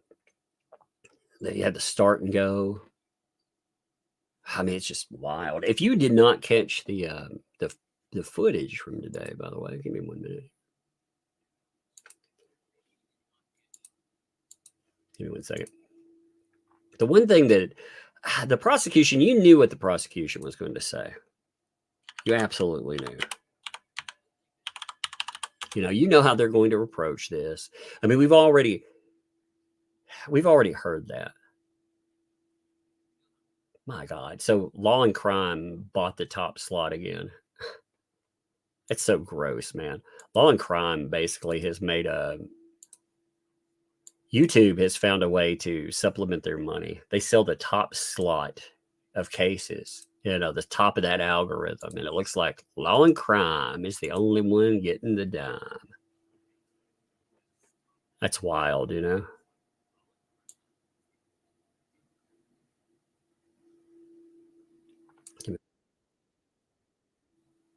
Pulling this up here. Just give me a second. I wanted to show you Alec Baldwin through this too, especially after he takes his glasses off. Because Baldwin, after he takes his glasses off, he does not. I'm not going to say that he looks sympathetic normally, but he definitely did not look sympathetic when his lawyer again takes the. Say, give me 1 minute.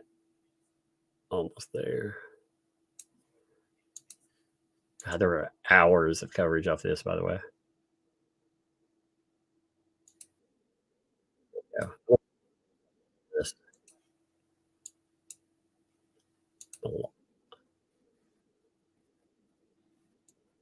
Okay. I had to check the timestamps. Just give me 1 second. I'm setting it all up. I also forgot I have to set it up in the other. I have to set it up differently today. But look, like Baldwin. Okay. Now he's taking notes, supposedly. But check this out. Okay, there's certain parts when you look at him. Check this.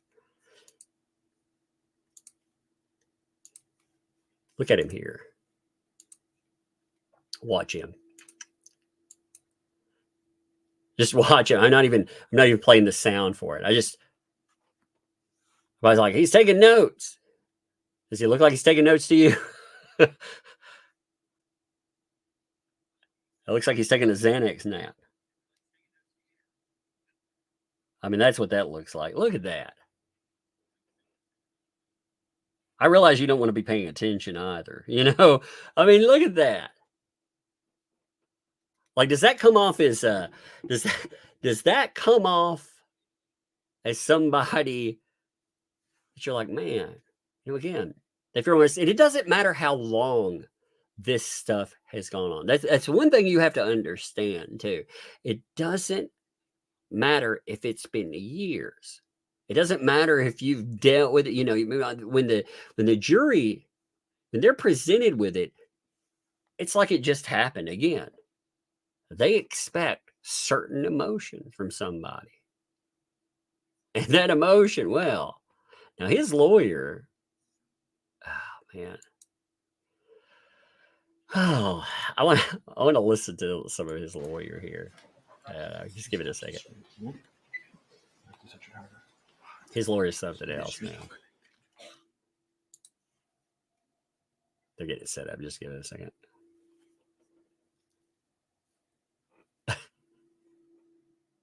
He looks so lost when he's setting up, by the way. I don't know. Like you compare this with other high profile trials that we've seen and lawyers that are put together. Do you ever see them like walking around and looking like, hey, you know, we don't know what's going on for a minute? No, they always look like they know that there's a camera on them, or they know that a jury's looking at them, because they always are. They're always watching. You never know what they're going to pick up on and decide on. So anyway, now see Alec. Now you see the pen come up. Good morning. He's revived.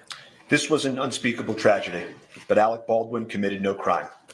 He was an actor acting, playing the role of Harlan Rust. An actor playing a character can act in ways that are lethal, that just aren't lethal on a movie set. These cardinal rules, they're not cardinal rules on a movie set. And I don't have to tell you much more about this because you've all seen gunfights in movies.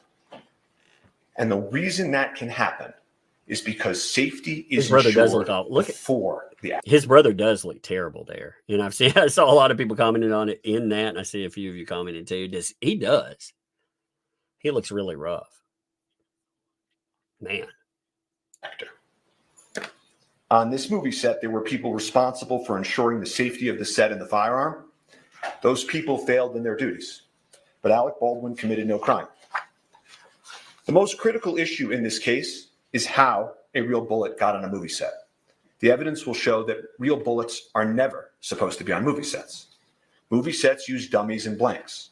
Movie sets use dummies, fake inert bullets that look like real bullets, they don't go bang, for when you want a close-up of the gun. You can't tell them apart from live bullets by looking at them, which is why live bullets can be nowhere near a movie set. And if the director wants a shot of the gun going, bang, poof, there's blanks that they can use. And those blanks look nothing like real bullets. And they are used for those shooting scenes. And, they'll play these videos that they described of Alec's, firearm in the movie going bang, poof. And people are conditioned to seeing people firing weapons and thinking that's a dangerous act. That's a dangerous act. And they will play those videos and give you that image to try to tarnish him in your eyes. But that's not what happened here. On this set, there was a real bullet, something that should never be on a movie set, something which has nothing to do with making a movie. And you will hear no evidence, not one word, that Alec Baldwin had anything to do with that real bullet being brought onto that set. The second critical issue in this case is, why did a real bullet get loaded into a prop movie gun? It is undisputed that the bullet was loaded into the gun by the armorer, the person on set whose responsibility it was to ensure the gun was safe. And so picture that moment of the armorer placing a live bullet into that firearm. You hear the prosecutor say, he did this, or he performed in a certain way. He picked out the biggest gun as his prop. It's to tarnish him in your eyes. You will hear no evidence whatsoever. No evidence that anything Mr. Baldwin did, that something he did in that moment. Look at that Alec in the horrible moment background when there. she put that bullet. Look at him back there. Like, watch him through this. This is one thing that I noticed over and over again. If you watch him, In that gun, none of it had anything to do with Alec Baldwin. Eyes closed. And finally, he's taking notes. The first assistant director's job, the head of safety, Dave Halls, checks it before it goes to the actor. And he will tell you he made a tragic mistake. He failed to detect a live bullet. And Alec Baldwin had nothing to do with that either. So all this evidence that the prosecutor just outlined, all of it, has nothing to do with these critical issues. Nothing. Which leads us to this. The evidence will show that on a movie set, safety has to occur before the gun is placed in the actor's hands. In this case, this unique case on a movie set, the prop gun was placed in Mr. Baldwin's hands and cold gun was announced, meaning it had been checked and double checked by those responsible to ensure the gun was safe. It was just a prop. They all thought it was just a prop and could do no harm. The actor's job is to act, to rehearse, to choreograph his moves, to memorize his lines. He's Harlan Rust. He's an outlaw running for his life, who in the incident in question, he's pulling a six-shooter to try to defend himself. That's why the gun has to be safe before it gets into the actor's hands. His mind is somewhere else, in the being of another, a century away, an outlaw. He must be able to take that weapon and use it as the person he's acting would. To wave it, to point it, to pull the trigger like actors do, in ways that would be lethal in the real world, but are not lethal on a movie set. And I'm going to show you that scene now before lunch. And if we could just play action.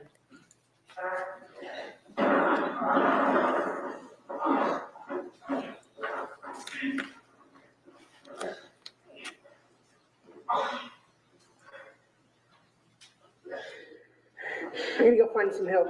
I don't need no damn help. You're gonna die if I don't. He's wounded on the run. So play again. Continue.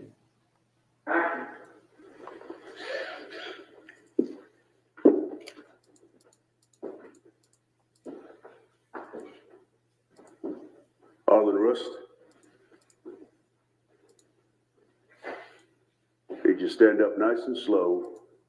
Toss any weapons you have. He's on the church pew, bleeding, his hand gripping the revolver. He would defend himself against the men in the movie. Play. Alec, man. You good? Ready?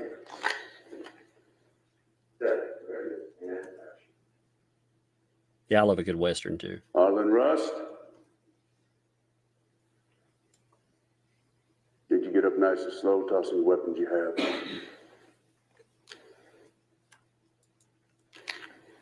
Well, how close can I get right there? Joe, you want me to wait to give you that line till he lands? Till camera lands? Yeah. Yep. 7 minutes, one. Yeah. Draw your gun and look up and point your gun, okay? Okay, which way? Camera right or left?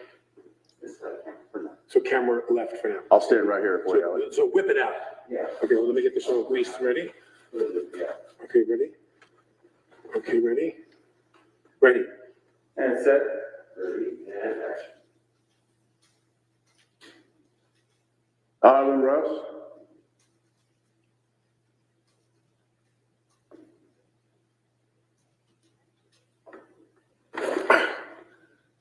Do one more just like that. You got one more? Yeah. They want him to do it again. There's no danger. They want him to do it again. And set. Ready. And action. Harlan Rust.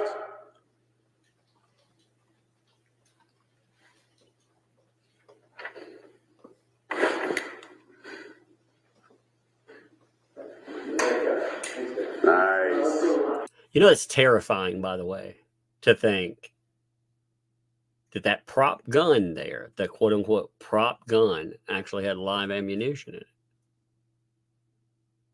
Isn't that a terrifying thought? You know, you think you're filming a movie. All these people are sitting there. You know, they feel like they're safe. It's amazing how few things protect you from something terrible happening there. I mean, there are very few protections, because if you look at how this fails, you have the material delivered one person. This person, they're supposed to be responsible for sorting, setting up, and then you have another person on top of that that's supposed to check this and ensure that it's safety. So you have people, you know, they're in there, but there is not a lot to ensure that you're actually safe in this. Like, for me, I think that was the most horrific thing there.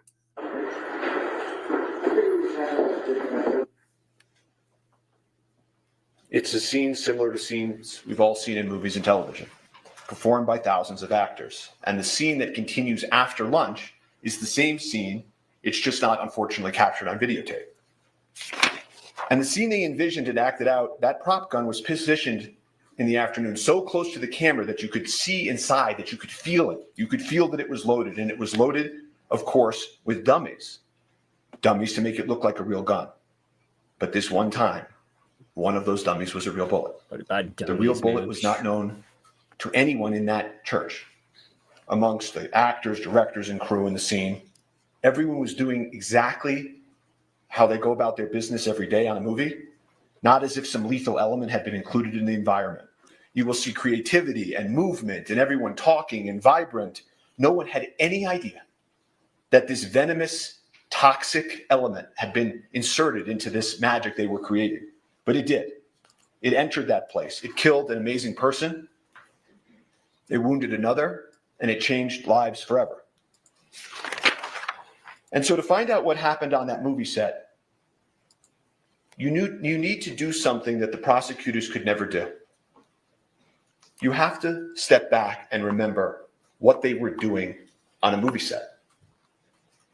What were Helena Hutchins, the cinematographer, Joel Souza, the director, and Alec Baldwin, the actor, doing on Bonanza Creek Ranch? You know, movies and magic have always been closely associated. The first people that made movies were magicians.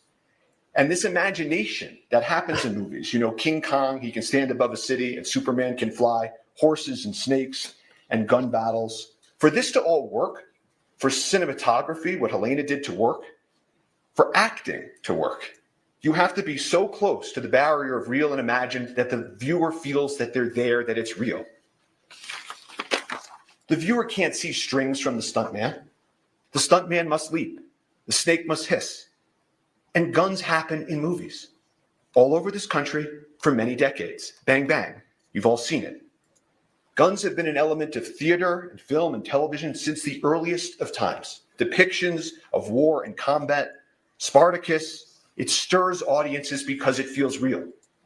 Later films, Platoon, Apocalypse Now, they showed the unvarnished realities of war. This ranch, Santa Fe, it had been the scene to many gunfights and movie scenes, well before Alec was even born. Laramie, Butch and the Sundance Kid, and these westerns. Your Honor, may we approach? Now, this delay is very short.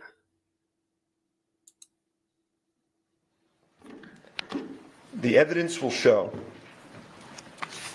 that guns are in movies because movies are about people's lives and guns are in people's lives. So let's talk about the evidence and how the lethal bullet got there. How did this happen and how did it unfold? The evidence will be the following. Everybody on a movie set has a role. The armorer armors, the director directs, the actor acts. They work in harmony, but they have a division of responsibility. Safety being important has the first assistant director, whose name is Dave Halls, above the armorer and the sort of the safety of the set. And on that day in question, the cast and the creative directors and crew in the church, it's a fake church. Their actors are not in their normal clothes, it's costumes. There's debris falling from the ceiling, it's fake debris. And they yell out cold gun. And that is an important term you're going to learn in this case. It means that the gun is cold. No one need worry. But even that requires a little bit more explanation. Cold gun doesn't mean no live bullets. There are for sure 100% no live bullets on movie sets. That's unimaginable. Cold means you don't even have the fake blank poof in it. You don't need to worry even about eye gear or earplugs for that fake bang. It means it's empty, inert, cosmetic, can do no harm. Cold guns can't hurt people. It's impossible, literally impossible for a cold gun to hurt somebody. You could hurt you more by dropping it on your foot. And that's why these artists are carrying on in their art. Cold gun, all clear to go. And the armorer on this set hands a prop gun to Alec, like she had done times before, like people have done with him in movies for a generation. And he's there. He's in the movie set church with his movie set gear and his holster, and he takes his movie set gun. And he's deeply focused in that moment on his character. The artists, the crew members, they're moving around him. Again, no eye gear or earplugs, nothing to protect against. They carry on. They practice. They rehearse. They take a lunch break. Some folks leave, some don't. They continue the scene. Dave Halls, the head of safety, is actually practicing the movement so they can frame the footage that will happen after lunch. and the prop cold gun comes back. The prop cold gun comes back, cold gun. They call it again. Same gun, again, safe. The first assistant director, Dave Halls, head of safety for the entire film, a man with decades of experience, comes and takes the additional step and inspects the gun. Verifies again, cold gun. Everyone relax. Go back to focus on the making of a movie. There's nothing in the gun that can hurt anybody. And Alex sits on that pew. And the creative directors, the crew, they're moving around him, in front of him. And Harlan Rust, he begins, like the prosecutor told you, rehearsing, acting. This is a completely mundane, uneventful, routine act on a movie set. And so everybody carries on. Nobody fathomed, imagined, foresaw any possible danger. They moved around Alec as he practiced his draw. As the prosecutor put it, working out the details of the move in the actor. Mm-hmm.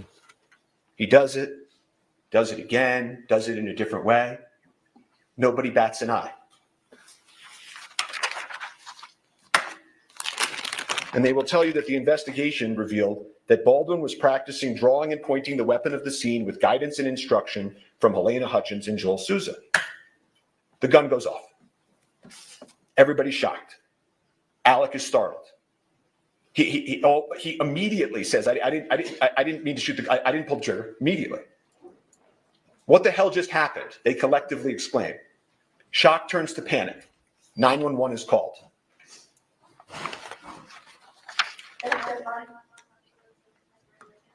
We need an ambulance out at Bonanza Creek Ranch right now. We've had 2 people shot on a movie set accidentally. You said someone was shot? 2 people accidentally with gunshots at on movie set, Bonanza Creek Ranch. Send it. I'll connect you with medical dispatcher. Don't need that. San Jose Fire and EMS, what's the location of the emergency? Bonanza Creek Ranch has had 2 people accidentally shot on a movie set. See, he's going to have a real problem with that right there. Like I said, part of convincing a jury that this stuff is a horrible accident. See, you have to look like you feel something. And the only thing he doesn't look like he feels anything right now, does he? I mean, maybe really high, but he doesn't look like he feels anything. Like he is numb to everything. And I saw some posts about that, talking about how, well, maybe he's on medication because of the stress for this. Actually, he's got I'm going to say that I don't feel like I'm going out on a limb to say that Alec Baldwin, he strikes me as someone with a substance abuse issue. He's always struck me as someone with a substance abuse issue. You have a lot of Baldwins have substance abuse issues, but he's admittedly had them in the past, and he's just never seemed like he's not had one. Here he looks like he's doped to the gills. And again, someone was like, well, maybe a doctor. Well, you're going to have to explain the shit out of that, because they didn't lead with that. They're not talking about it right now. There's like, oh, this is a terrible, tragic accident. And again, jury cues in on you right away. We all know this. Alec knows this. He's been in enough movies where he's freaking portrayed that, at least. Maybe he thinks he's a great actor, though. I'm not sure. His team should know this, too. They should have been like, Alec, don't arrive stoned. If you did, lay your head down or something, Wet your eyes. And I don't know. Again, he does not seem sympathetic at all. Again, if people bought into everything that's being said here, and I know people are very divided on this. Here's the thing. You got to remember, in a court case, it isn't what you know, it's what you prove, right? But there are definitely dead people. There are definitely injured people, lives shattered there. This will be a first. We've seen accountability in the past, but not like this. This takes that to a different level. by a prop gun. We need help immediately. Okay. It's this fucking AD that yelled at me at lunch because asking about revisions. This motherfucker. Did you see him lean over my table and yell at me? He's got disgusted guns. He's responsible for what happened in the now, Mimi? No. I'm a strip supervisor. How many people are injured? 2. Did you hear? Wait, did you say foresaw? I wanted to hear something on that. Give me a second. Sorry. I didn't pull the trigger. Immediately. Damn it. They've never been through anything like this before. Come on, don't jump so much. Oh, fuck it. That was just a quick snapshot of the scene. Fuck it. Let's approach it. This is That I was like, well, I'm going to jump, but it's still batching out from YouTube. Have you ever tried, like, the reason YouTube jumps so badly in that is because 10 hours of live stream, it just came up today.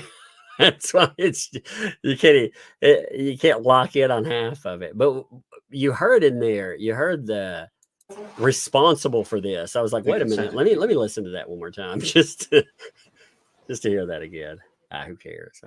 I'll go back and listen to that in a minute. Let me jump in.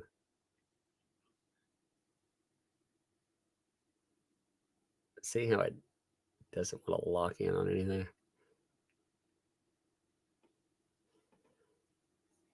Yay. Fuck it. I'm just prop and integrating it into the character of Harlan Rust. There was a dedicated professional there. I hate that. Off camera, whose sole sacred responsibility was that prop safety. I didn't hear anything. And Dave Halls, the head of safety, was there by her side. Everyone relied on that. And it was tragic that they let them down. Kind of got more emotion out of the... He was just acting as he has done for generations. And it was the safety apparatus that failed them all. So law enforcement continues. They need to find the live bullet. That was the lethal element. So they, led by Detective Cano, execute a search warrant on the church. And that's what law enforcement does. They immediately go to a judge. They say, this is what we need to do. They go into the church urgently before anything can be altered. They're confirming it was an accident, not a crime in the church. They search for guns and ammunition, videos and photos. There was no further answer in the church. They had the prop gun. They had all those witnesses secured. Their statements are clear. Alec had committed no crime, but the bullet was a mystery. And so they focus on the bullet, the critical lethal bullet, and how did it enter the movie set. So they had the prop cart, and then they go do the warrant on the prop truck. Mm-hmm. And so at that point, and I'm going to put up a photo so that you can see some of these individuals are, they're trying to figure out when they go to the truck, what is the source of the lethal bullet? And so they execute a warrant on the truck approximately a week later. The Seth Kenny that you heard about in the prosecutor's opening, the supplier for the set, he's there. Sarah Zachary, the prop master, she's there. And they walk through what's inside of the prop truck with law enforcement. But there's no answer to the lethal bullet. And, you know, this case then takes on, all this pressure. The media begins swirling. Where is the lethal bullet? How did it get on that movie set? And what about that actor, Alec Baldwin, who had nothing to do with why the bullet got on the movie set? And so police and prosecutors, they work hand in hand, meeting after meeting, trying to find the lethal bullet, meeting with Seth Kenny, meeting with Sarah Zachary, the prop master, the supplier. Where is it? And about a month after the incident, Sarah Zachary finally sits down with law enforcement to answer some questions. And she explains to them that she threw away some stuff. She disposed of some stuff. And the prosecutors and police keep meeting, swirling media. And then at that point, they go to the last step, right? Done the cart, gone to the truck, met with Sarah Zachary, and they go execute a search warrant on, as the prosecutor told you, PDQ, the prop house. And again, Seth Kenny's there to greet them, let them in, and they don't find the lethal bullet. They never did. They never did. And as things roll into police and prosecutors, cell phones and photos and forensics, looking for this shiny object, they found another shiny object. Instead of trying to find the source of the lethal bullet, they focused on Mr. Baldwin. But Mr. Baldwin was like every other actor. Baldwin's a shiny He object. goes bang bang in movies. He's told when guns are cold or not. He rehearses and acts as his character. Safety proceeds before the actor. Once the actor has the prop gun, he can handle it however a person he's acting as would. A properly cleared gun can't hurt anybody. And so they told you about some of the things that Alex said in the statements that they will take or picked out a few lines from. But he won't tell you anything different, that he took a gun loaded and cleared by the armor and the AD. He made motions with the gun as he was rehearsing. He didn't intentionally pull the trigger. The gun just went off. And he does say, I didn't have a problem with the gun before. And this idea, that they said that he didn't want to check because he would offend them. In this moment, he's been doing this for 40 years, the evidence will show. And he has habits, and there are also SAG guidelines that tell actors what to do and what not to do. And the SAG guidelines don't tell actors to check the gun. You will see them. That's not the actor's role. And so I guess the point that they're trying to make is that why in this specific moment he doesn't break his habit of 40 years and check it differently and sort of insult them this one time. If he had done that and started playing with the gun in that way, they'd be saying, arrogant actor, why is he doing that? So they will play these statements, Alex statements. You're going to hear a man in shock and grief, a father, an artist, worried about his family. You hear he's, on one of the calls, he's going to meet with the decedent's family, the Hutchins family, and he's upset about that. He will talk to law enforcement. He will call them. He doesn't need a lawyer. He didn't commit a crime. He will call them and offer to meet and speak over and over again. And ask anyone in the acting world. Actors know. Actors rely on armorers and point guns and shoot guns. The Armorers Act, what they did is clear and proven. The head of safety, you will learn, took responsibility for his verification failure. But Alec committed no homicide. So law enforcement didn't have a homicide case against Alec Baldwin, but they changed the question. You heard the prosecutor tell you about this. Did he pull the trigger? Did he pull the trigger? Did he intentionally pull the trigger? And if he did, of course, that would only make his statement incorrect, right? That would mean he would have misspoke, been incorrect. And I want to stop for a moment and just tell you, because you're going to hear a lot of testimony, expert testimony like the prosecutor told you, about the gun functioning imperfectly. Did he let the hammer down when he cocked it? Did he hit the trigger? Did he, in a calculated manner, as the prosecutor made a motion, fire the gun like that? And when this issue is discussed, it's easy to sort of pull yourself into courtroom land and away from a movie set. On a movie set, you're allowed to pull the trigger. So even if he intentionally pulled the trigger like the prosecutor just demonstrated, that doesn't make him guilty of homicide. He did not know or have any reason to know that gun was loaded with a live bullet. That's the key. That live bullet is the key. That is the lethal element. But again, as the prosecutor told you, if they could prove that he intentionally pulled the trigger and he was imperfect, imprecise, wrong with what he said, then maybe you take that and you say he's lying. And if he's a liar, he committed homicide. And so what they do is they take the prop gun. They're blinded by the shine. They're blinded by trying to disprove Alec. They take it and they order a destructive test on the firearm. They order the FBI to take a test that they know will destroy the firearm. It's a pointless, unnecessary test where they blindly try to make this big case by taking a mallet and smashing the firearm. At the time that they did that, they knew that Alec had adamantly maintained that he was manipulating the hammer and the gun just went off. That the witnesses said it went off out of nowhere. That there are these accidental discharges that happen on the set. That guns have issues in the real world. That this gun had a hair trigger. And the owner's manual of this specific gun. That's probably a terrible addition, by the way, that guns have issues in the real world, because they're arguing, again, this isn't a gun that reflects on the real world. That's some of the stuff that they throw in there. Guns have issues in the real world. Yeah, but in the real world, I don't load my gun with dummy ammunition. actually says that if you load it with a live round or any round in the chamber, in that last position, and you drop it like you see a cowboy in a movie, this type of old cowboy gun can accidentally go off. I don't remember hearing anything about that. The evidence will show that. So rather than trying to answer the question of what happened, they proceed with the destructive test. They eliminate the one item, that could prove what Alex said and believed. They didn't offer him a chance to test the gun. They didn't take the gun apart before they broke it and destroyed it and look at its inner workings. They didn't turn on their videotape. They just destroyed it. Can't ever be tested in the same condition it was in that day. Won't ever allow Alec to show his truth. And the destruction of this gun that you will hear in this evidence is symbolic of this entire case. Because the officers will tell you at that point, they weren't really investigating anymore. They were trying to disprove Alec, to get Alec to have this day. And so after the destruction of the firearm, they hired some expert witnesses you heard about to pick up the pieces, so to speak.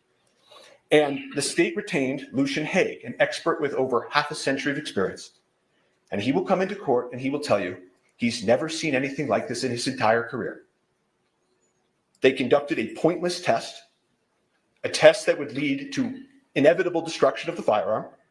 There were other correct tests that they could have done to prove whether or not it could have accidentally discharged. None of the experts can test the gun in the condition it was in on the day in question. Why? Not because of something that Alec Baldwin or the crew members of Rust did. They were all clear. The gun just went off. But because of something that law enforcement did, and they deprived him of that opportunity.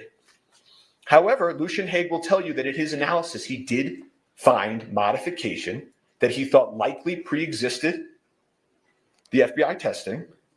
And what that modification means and how it impacted the gun is hard to perfectly know, of course. But it was a modification on an important part, the critical part of the firearm.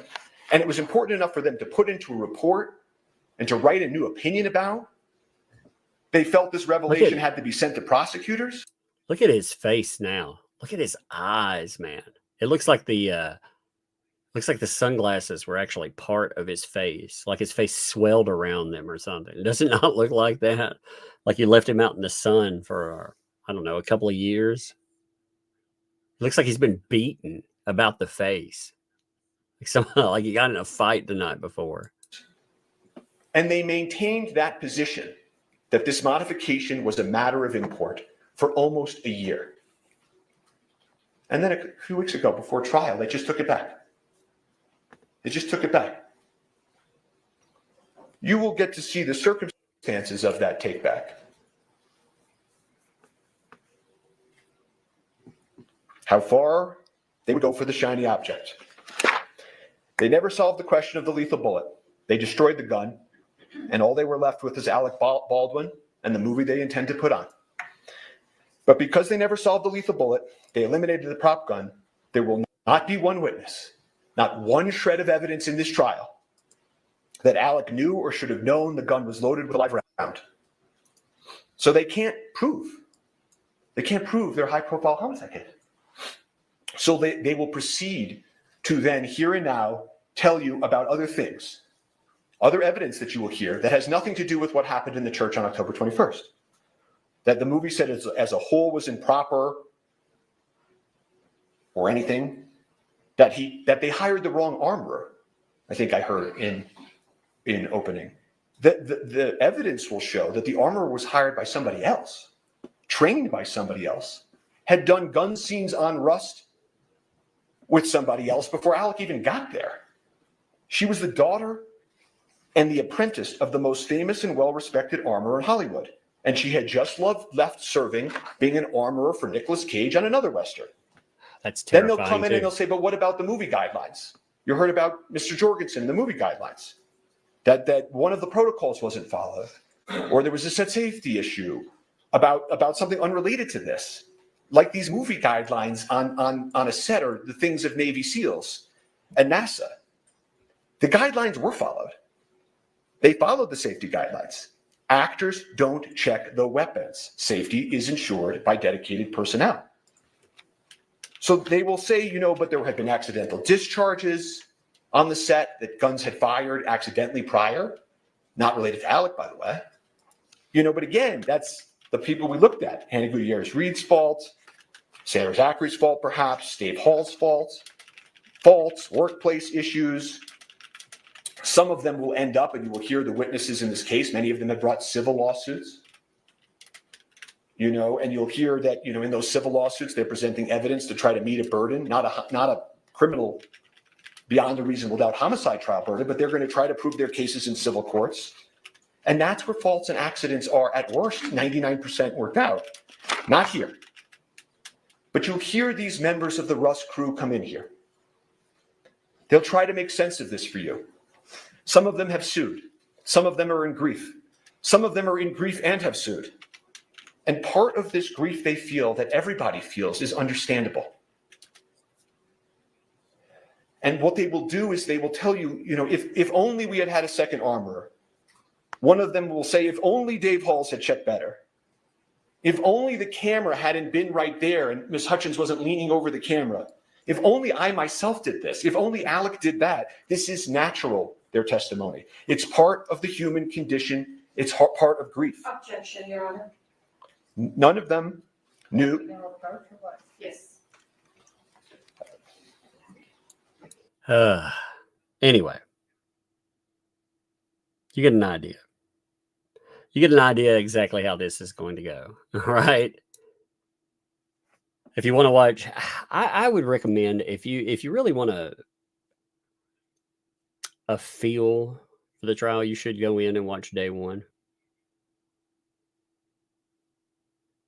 I mean, again, it's laying out everything that's going to happen, but the real detail, they may tell you what they expect in the bookend, but what you actually have come up in the bookend, that's what's truly important. Now, there's one other thing I want to mention today, and that is the insanity that is currently going on with the Karen Reed trial. See, we have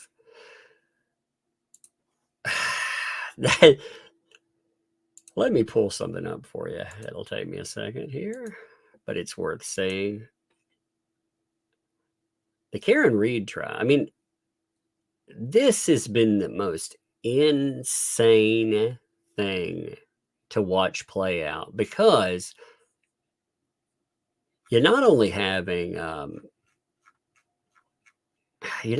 information come up, but the information that's coming up is saying that if something isn't done about the way things are playing out right now,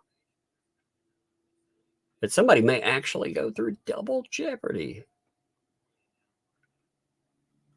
You're not supposed to, and yet. So far, if you haven't kept up with that trial, the trial was crazy. It was crazy. But at the end of it, it's all mistrial, hung jury. What you found out, though, over the last few days is that there have been now, unless there's been another one that I have not seen recently, there have now been 4 jurors that have come forward and said that not guilty on 2 of the 3 charges was unanimous. Give me one second. There it is. So essentially, if you go in and you, maybe 1 minute, here it is. All right. Freaking document. It's I've never seen this level of bungling before in my life, because you have no idea how this is going to turn out. But if you read the declarations in support of, now, Monday, July the 8th, contacted by Juror D, true name and identity withheld to maintain anonymity, based on the conversation with Juror D, juror's description of who he or she is, where he or she was seated, contained identifying information disclosed, was able to positively identify Juror D, sitting juror in the trial process, including Juror D's seat position. Juror D told me that he or she reached out to me because he or she was uncomfortable with how the trial had ended. He or she said that the last day of trial was a whirlwind. Everything happened fast. He or she recounted that his or her perspective was that the jury was brought into the courtroom, note was read, mistrial was declared. The jury was then rushed out of the court. Following a brief meeting with the judge, the next thing they all knew, the jury was on the bus. He or she described the end of the trial as confusing. Okay. There's 3 pages of this. Just give me a minute. I've got them in snapshots, so. Part 2. Now, this is wild, like I say. Juror D said it was very troubling that the entire case ended without the jury being asked about each count, especially count 1 and count 3. Juror D explained that the jury reached not guilty verdicts on count 1 and count 3, and the disagreement was solely as to count 2 and its lesser offenses. Juror D said that the jury actually discussed telling the judge that they had agreed unanimously on not guilty verdicts for count 1 and 3, but they weren't sure if they were allowed to say so, because the jury instructions were such garbage in this case. The jury believed that they were compelled to come to a resolution on all counts before they should report verdicts on any of the findings. After discussion, the jury decided to inform the court that they were deadlocked, and they expected they would get further instruction about remaining or deciding counts thereafter. Juror D explained that he or she was confused and upset that such further instruction never came. Juror D explained that after the jury was excused and aboard the bus, many of the jurors appeared uncomfortable with how things ended, wondering, is anyone going to know that we acquitted Karen Reed on counts 1 and 3? No one ever asked about those counts. Juror D stated that once the case was over, he or she remained very uncomfortable with the result. He or she reiterated it did not feel right. He or she said that the part of his or her discomfort was that he or she knew that the jury had reached verdicts on 2 counts and that Karen Reed might be retried on those 2 counts, and that's just not right. I inquired whether, in his or her opinion, other jurors would agree and acknowledge that not guilty verdicts were reached on count 1 and count 3. Juror D, without hesitation, said in substance, every one of us will agree and acknowledge that we found Karen Reed not guilty counts 1 and 3, because that's what happened. Juror D reiterated that he or she believes that it would be unjust for Karen Reed to be retried on either count 1, second-degree murder, or count 3, leaving the scene of injury or death, because the jury had already unanimously found her not guilty on those charges.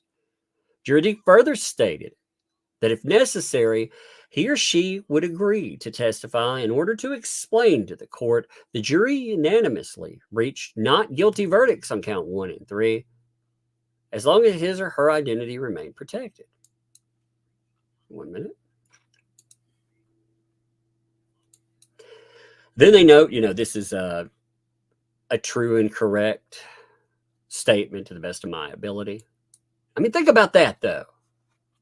Think about you go to trial,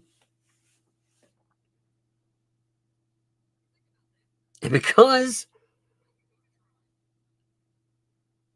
the jury's confused on something,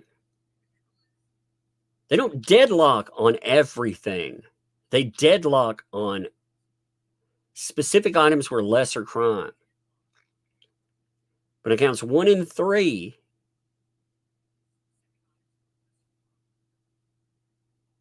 They find her not guilty. retrying that, knowing that that case, it didn't deadlock. Again, they 100% found her not guilty on it. That's double jeopardy right there. That's messed up beyond compare.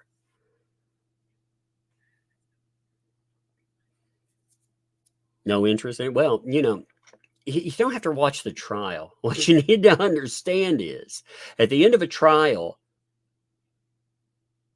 a jury sat down for a murder. You're talking about spending the rest of your natural life in a cage.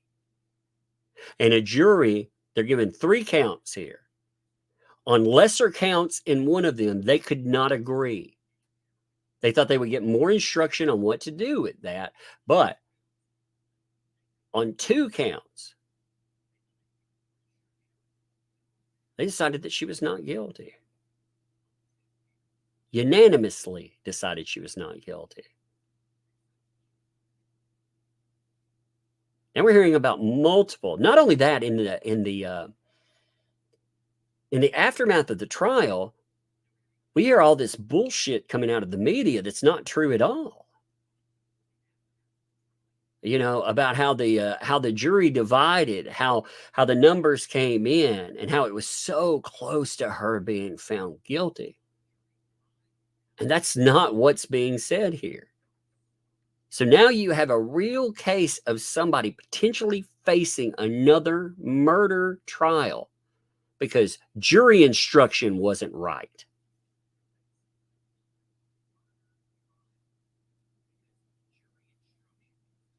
That's beyond insane. So, you know, you don't really have to care about the trial. It's the outcome there that should bother you. Because again, you know, that trial was an absolute shit show, by the way. I caught up on parts of it. You know, I didn't have time to sit down and watch, you know, 30 freaking billion days of trial. I just didn't have time to listen to it. But I would go in with recaps, catch up on exactly what was happening. Legal Vices did a really good job of catching that up. And there were a lot of problems in the state's case, a lot of them, to the point, you know, we have terminations of certain employees, you know, certain cops now. We have other people under investigation. And yet this person, see, it also, if she cleared on 2 of the 3 counts and one of those counts deadlock, they may not try her on something lesser. They would probably give her some kind of, they give her an offer, some type of pipsqueak plea deal.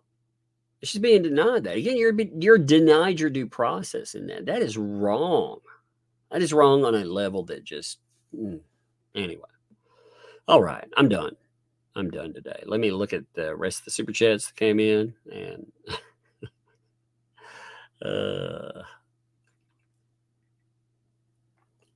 oh man, I had a little email with Laura Owens and Jigsaw. Let me see that. See, I don't know if I care. I don't know how much I care about the Russ thing. I care as far as I'm intrigued by it. I'm intrigued because I've never seen anything like it. You know, because we're talking about a liability issue with Hollywood. I don't know if I'll watch the whole thing. I know, because I don't. Oh, that's funny. Give me a second here.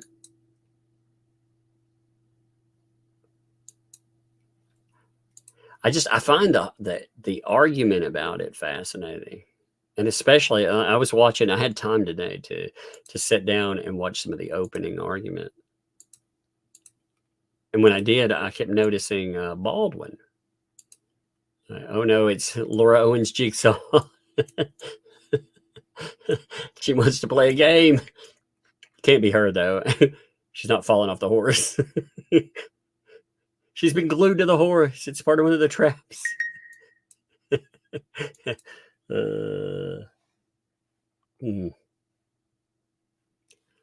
All right, let me hit the rest of these real quick. My phone keeps blowing up. You can hear it there. Gamer Jack, thanks for the 2. I saw that, by the way. Thank you. Fake Laura Owens, thanks for 5. Mummy said each attorney is a new friend. So I have 19 more friends than you. Lots of friends, right? That's funny. Jack's mom, thanks for the 2 there. It makes me laugh when you crack yourself up. Yeah, I love live stream. That's one of the things I love about live streams. You know, everything just happens in the moment. Some of it's crazy. John, thanks for the 5 there. The process is the punishment. That's kind of true too. Roy, thanks for the 4 months. Surprise Laura has ensued the hot 2 girl for stealing her moves. That's funny. Fake Laura Owens, thanks for the 5 there. 356 hours. What a coincidence. That's how long I followed Clayton before I contacted him on LinkedIn. Oh no. Ezrans, thanks for the 17 months. Hey there, Tug. Chat too. Tug, how the fuck can one woman claim pregnancy, twins, 3 different men? Isn't it usually? I don't know, 1 in a million. Yeah, we looked up the stats on that, and it was wild. But you know, we know how this one get. John, thanks for 5. I hope he gets on the stand. I want to see him get some negative consequences. If Baldwin gets on the stand, I'm just gonna say I think he'll be found guilty. I'm just gonna say that based on today. Now maybe I'll change my mind later on, but right now I feel like if he gets on the stand, they'll find him guilty. And Emma, thanks for the 2. Stephen looks like he's giving Alec the evil eye. Oh man, the guys, they look rough. They've had some rough living, you know. But anyway, I'm gonna call it here. I appreciate you all. Maybe tomorrow we'll actually cooperate correctly. But thanks.